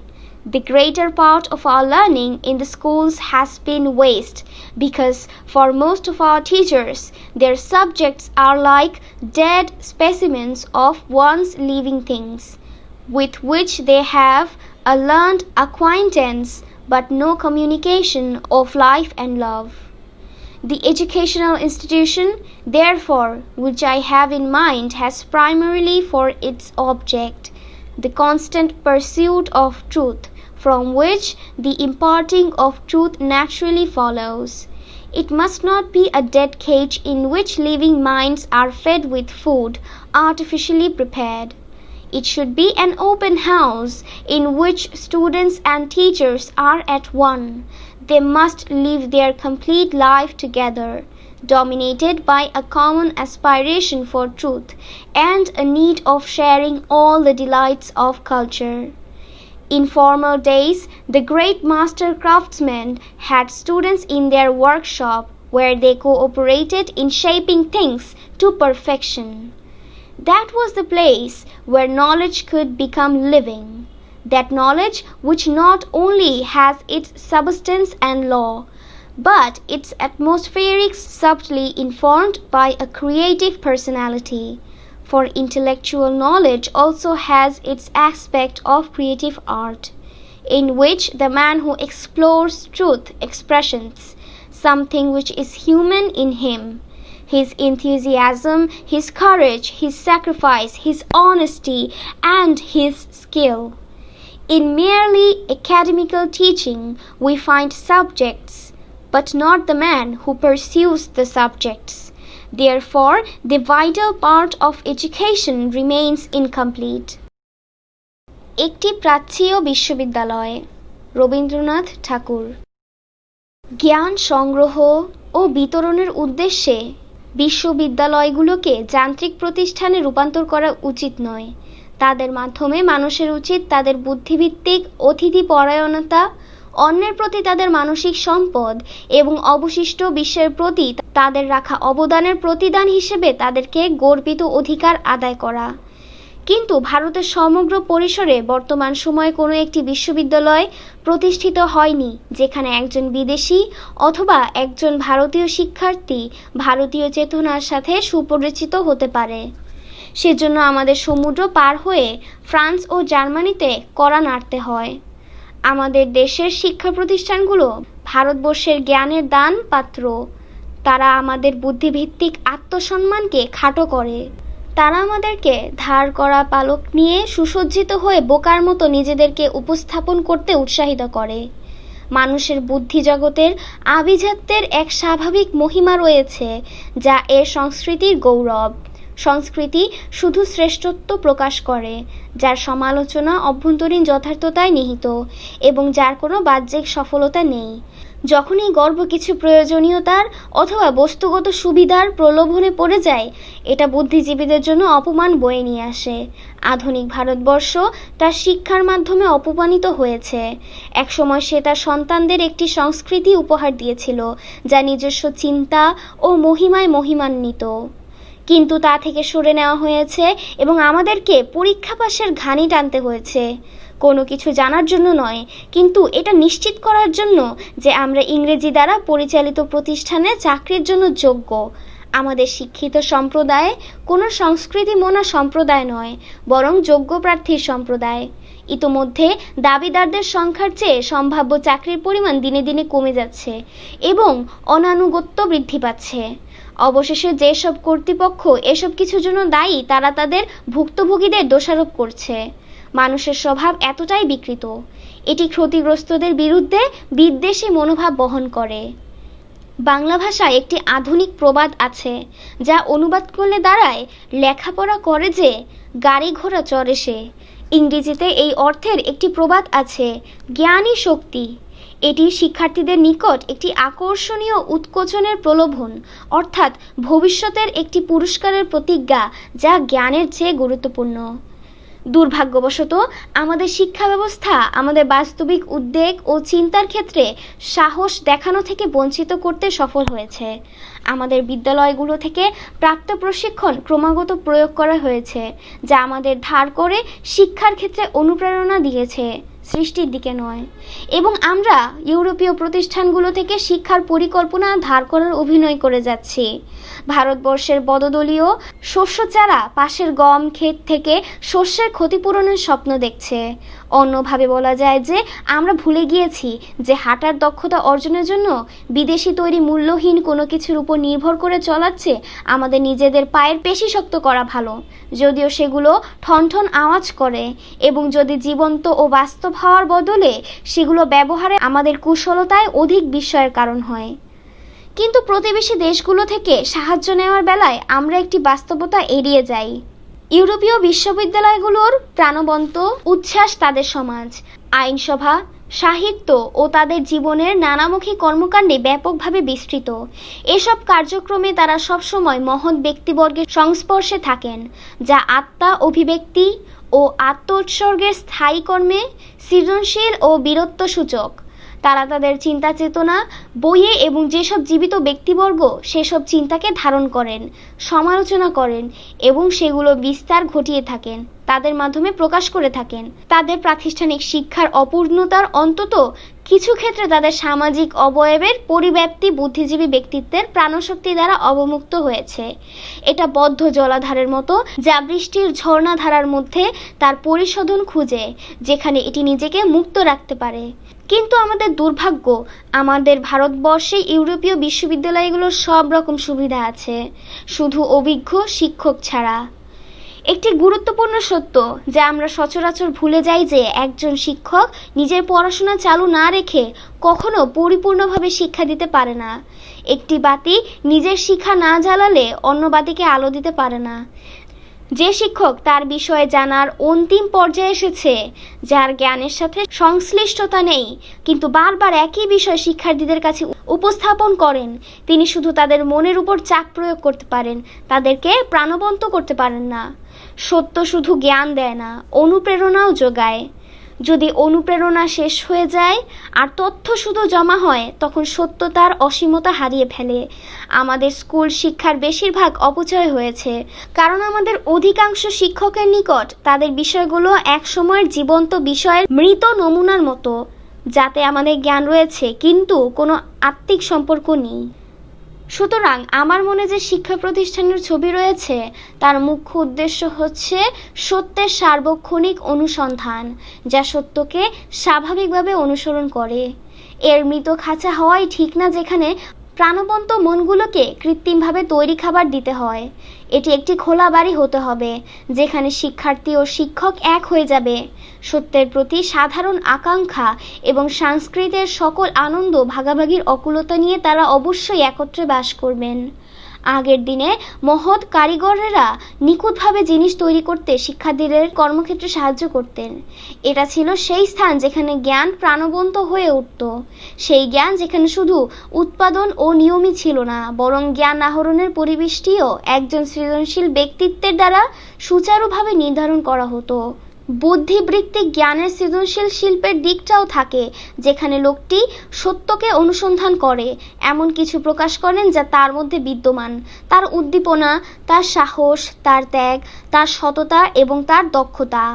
প্রাতিষ্ঠানিক শিক্ষায় আমরা বিষয় খুঁজে পাই, কিন্তু সে ব্যক্তিকে পাই না যে বিষয়টিকে অনুসরণ করে। কাজেই শিক্ষার এক গুরুত্বপূর্ণ অংশ অসম্পূর্ণ থেকে যায়। Unit 15. Lesson 2. Access to Higher Education in Bangladesh. Tertiary education in Bangladesh comprises two categories of institutions: degree awarding universities and college affiliated with National University (NU). There were only 4 universities in Bangladesh at the time of independence in 1971. All of those universities were publicly financed autonomous entities. At present, there are 35 such universities. Private universities are a relatively new phenomenon in this country. In the early 1990s, the private sector came forward to establish universities. Since then, the country has experienced a spectacular growth in private universities, mostly in and around Dhaka and couple of other large cities. At present, there are 79 private universities. The number of colleges providing tertiary level education is around 1,400. Most of them offer BA Pass education of 3-year duration. Only 1/3 of them offer BA Honors courses and some offer MA degrees as well. All of these colleges are affiliated with the National University. Accessibility to higher education. Accessibility to higher education implies that students get the opportunity to get university education and sufficient support from educational institutions. Increasing enrollment at the secondary and higher secondary level puts pressure on higher educational institutions. But due to limited capacity, only a small number of students may be enrolled in universities. Thus, each year is a large number of students are denied access to higher education. Also, due to poverty and increase in educational expenses, students of the lower middle class do not get easy access to higher education. Moreover, those who get places in the universities have limited access to avail all kinds of diversified educational facilities relating to their study fields. Only about 12% of graduates enter higher educational institutions. More than 80% of their students are admitted to NU affiliated colleges. Others are observed by the public and private universities. In the last 2 decades, there has been a substantial rise in the number of students in private universities. According to the UGC Annual Report 2010, the number rose from 88,669 in 2005 to 2,752,000 in 2010. Public universities in Bangladesh. Public universities are the first choices of most students. The public universities offer a wide range of subjects in science, commerce, liberal arts, humanities, engineering and technology, law, education and medicine. Public universities attract the best minds to teaching, although monetary compensation for teachers is anything but attractive. Library, laboratory, internet and research facilities are much better there than anywhere else in the country. Seminars, symposiums, lectures, workshops, debates and exhibitions are often held in these institutions, and there is ample scope for national and international exposure for promising young knowledge seekers. Moreover, public universities offer residential and boarding facilities at low-cost, subsidized rates. বাংলাদেশে উচ্চশিক্ষার সুযোগ। বাংলাদেশে তৃতীয় ধাপের পড়াশোনা 2 ধরনের প্রতিষ্ঠানের সমন্বয়ে অনুষ্ঠিত হয়: ডিগ্রি দানকারী বিশ্ববিদ্যালয়গুলো এবং জাতীয় বিশ্ববিদ্যালয়ের অধিভুক্ত কলেজসমূহ। 1971 সালে স্বাধীনতার সময় বাংলাদেশে মাত্র 4টি বিশ্ববিদ্যালয় ছিল। সেসব বিশ্ববিদ্যালয় ছিল স্বায়ত্তশাসিত এবং সরকারি অর্থায়ন পুষ্ট। বর্তমানে এরকম 35টি বিশ্ববিদ্যালয় রয়েছে। বেসরকারি বিশ্ববিদ্যালয়গুলো এই দেশে তুলনামূলকভাবে এক নতুন দৃষ্টান্ত। 1990 এর দশকের শুরুর দিকে ব্যক্তি মালিকানাধীন খাতগুলো বিশ্ববিদ্যালয় প্রতিষ্ঠার জন্য এগিয়ে আসে। তখন থেকে দেশটি বেসরকারি বিশ্ববিদ্যালয়ের দৃষ্টিনন্দন ক্রম বৃদ্ধির অভিজ্ঞতা অর্জন করেছে। অধিকাংশ ঢাকার ভেতরে বা আশেপাশে অবস্থিত এবং 2-1টি অন্যান্য বড় শহরে অবস্থিত। বর্তমানে 79টি বেসরকারি বিশ্ববিদ্যালয় রয়েছে। তৃতীয় ধাপের পড়াশোনার ব্যবস্থা করেছে এমন কলেজের সংখ্যা প্রায় 1400। তাদের বেশিরভাগ 3 বছর মেয়াদী BA পাস ডিগ্রি প্রদান করে। এদের মধ্যে মাত্র 1/3 মধ্যে BA অনার্স কোর্স আছে এবং এদের কিছু MA ডিগ্রিও প্রদান করে। এসব কলেজ জাতীয় বিশ্ববিদ্যালয়ের অধিভুক্ত। উচ্চশিক্ষায় অভিগম্যতা। উচ্চশিক্ষার দিকে অভিগম্যতা বলতে শিক্ষার্থীদের বিশ্ববিদ্যালয় শিক্ষার সুযোগ ও শিক্ষা প্রতিষ্ঠান থেকে পর্যাপ্ত সহায়তা পাওয়াকে বোঝায়। মাধ্যমিক ও উচ্চ মাধ্যমিক পর্যায়ে শিক্ষার্থীদের সংখ্যা বৃদ্ধি উচ্চশিক্ষার প্রতিষ্ঠানগুলোতে চাপ সৃষ্টি করেছে, কিন্তু সীমিত ধারণ ক্ষমতার কারণে খুব কম সংখ্যক শিক্ষার্থী বিশ্ববিদ্যালয়ে তালিকাভুক্ত হতে পারে। এইভাবে প্রতি বছর বহু সংখ্যক শিক্ষার্থী উচ্চশিক্ষার সুযোগ থেকে বঞ্চিত হচ্ছে। দারিদ্র্য ও শিক্ষার ব্যয় বৃদ্ধির কারণেও নিম্ন মধ্যবিত্ত পরিবারের ছেলেমেয়েরা সহজে উচ্চশিক্ষার সুযোগ পায় না। অধিকন্তু যারা বিশ্ববিদ্যালয়ে পড়ার সুযোগ পায় তারা তাদের লেখাপড়ার বিষয়ের সাথে সম্পৃক্ত, বিভিন্ন সুযোগ সুবিধা সীমিত রূপেই পায়। শুধু 12% স্নাতক ডিগ্রিধারী উচ্চতর শিক্ষা প্রতিষ্ঠানে প্রবেশ করে।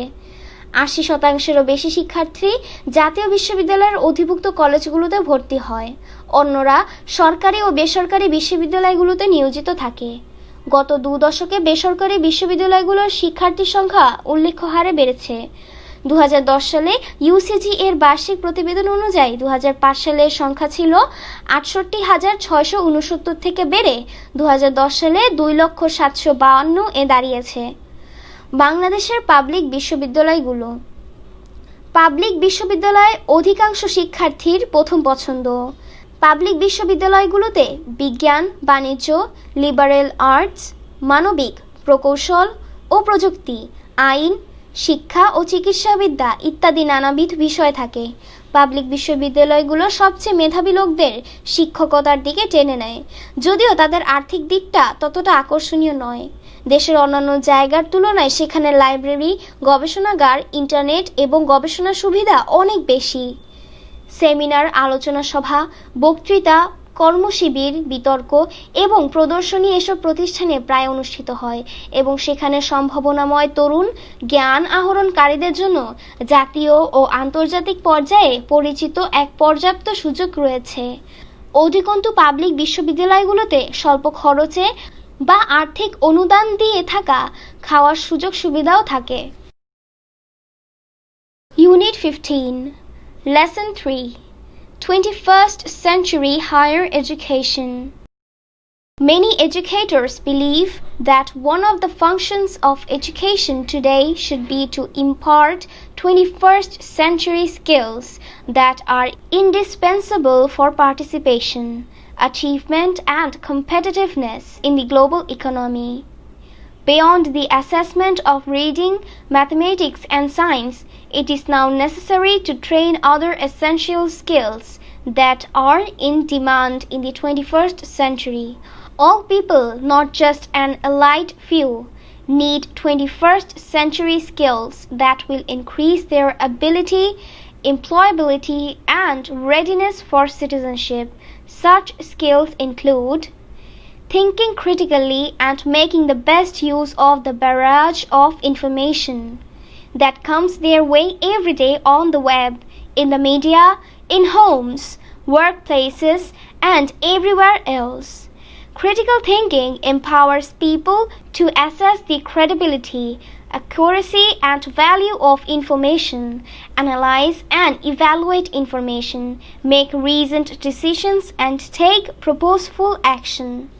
Solving complex, multidisciplinary problems that all workers in every kind of workplace encounter routinely. The challenges workers face don't come in a multiple choice format and typically don't have a single right answer, nor can they be neatly categorized as math problems, for example, or passed off to someone at a higher pay grade. Businesses expect employees at all levels to identify problems, think through solutions and alternatives, and explore new options if their approaches don't work often. This work involves groups of people with different knowledge and skills who collectively add value to their organizations. Creativity and entrepreneurial thinking skills are always associated with job creation. Many of the fast-growing jobs and emerging industries rely on workers' creativity, capacity, the ability to think unconventionally and produce astonishing work. Students should develop the ability to recognize and act on opportunities, and the willingness to embrace risks, for example, communicating and collaborating with teams of people across culture, geographic, and language boundaries is a necessity in diverse and multinational workplaces and communities. Mutually beneficial relationships are important in achieving goals everywhere, not just in business. Making innovative use of knowledge, information, and opportunities, which create new services, processes, and products. The global marketplace rewards organizations that rapidly and routinely find better ways of doing things. Companies want workers who can contribute to this environment. These skills will prepare everyone to prepare for the challenges of the 21st century and contribute meaningfully to the country's development. 21 শতকের উচ্চশিক্ষা। অনেক শিক্ষাবিদ বিশ্বাস করেন যে আজ শিক্ষার অন্যতম ভূমিকা হওয়া উচিত 21 শতকের গুণাবলী, জ্ঞান, দক্ষতা আয়ত্ত করানো, যেগুলো বৈশ্বিক অর্থনীতিতে অংশগ্রহণ, অর্জন ও প্রতিযোগিতামূলক মনোভাবের জন্য অপরিহার্য। বর্তমানে পড়াশোনা, গণিত ও বিজ্ঞানের মূল্যায়নের বাইরেও 21 শতকের চাহিদা অনুযায়ী অন্যান্য প্রয়োজনীয় দক্ষতার উপর প্রশিক্ষণ নেওয়া জরুরি। শুধু কিছু সংখ্যক অভিজাত শ্রেণীরই নয়, বরং সব মানুষেরই 21 শতকের দক্ষতা প্রয়োজন, যা তাদের নিয়োগযোগ্যতা, নাগরিকত্বের জন্য তৎপরতা বৃদ্ধি করবে। এরকম দক্ষতার মধ্যে রয়েছে গভীরভাবে ভেবে এবং তাদের নিত্যদিনের চলার পথে ওয়েব, মিডিয়া, বাড়ি, কাজের জায়গা এবং অন্যান্য সব জায়গা থেকে আসা অসংখ্য তথ্য সঠিকভাবে কাজে লাগানো, গভীরভাবে চিন্তা, মানুষকে বিশ্বাসযোগ্যতা, যথার্থতা, তথ্যমূল্য, তথ্যের বিশ্লেষণ ও মূল্যায়ন, যুক্তিযুক্ত সিদ্ধান্ত নেওয়া এবং উদ্দেশ্যপূর্ণ কর্মোদ্যোগ নেওয়ার সামর্থ্য প্রদান করে। নানাবিধ জটিল সমস্যা, শ্রমিকরা নিয়মিত কাজের জায়গা যেগুলো সম্মুখীন হয় সেগুলো সমাধান। শ্রমিকরা যেসব চ্যালেঞ্জের সম্মুখীন হয় তা বহুমুখী পছন্দের আকারে আসে না এবং এগুলোর কোনো সুনির্দিষ্ট উত্তরও তাদের জানা নেই। উদাহরণস্বরূপ, তাদেরকে সুবিন্যস্তভাবে নিয়মমাফিক সমস্যার আয়ত্তও অন্তর্ভুক্ত করা যায় না, অথবা অধিক পারিশ্রমিকের বিনিময়েও তাদের অন্য কোথাও স্থানান্তরিত করা যায় না। ব্যবসা ক্ষেত্রে সকল শ্রমিকদের কাছ থেকে আশা করা যায় যে তারা সমস্যা চিহ্নিত করবে, তার সমাধান ও ব্যতিক্রম চিন্তা করবে এবং নতুন পদ্ধতি আবিষ্কার করবে যদি তাদের অগ্রগতি কাজে না আসে। প্রায় এই কাজে বিভিন্ন জ্ঞান ও দক্ষতার লোকে নিয়োজিত হয়, যারা সমষ্টিগতভাবে তাদের প্রতিষ্ঠানের মূল্য বৃদ্ধি করে। সৃজনশীলতা ও উদ্যোগ গ্রহণজনিত চিন্তাশক্তি সবসময় চাকরির জন্য প্রযোজ্য।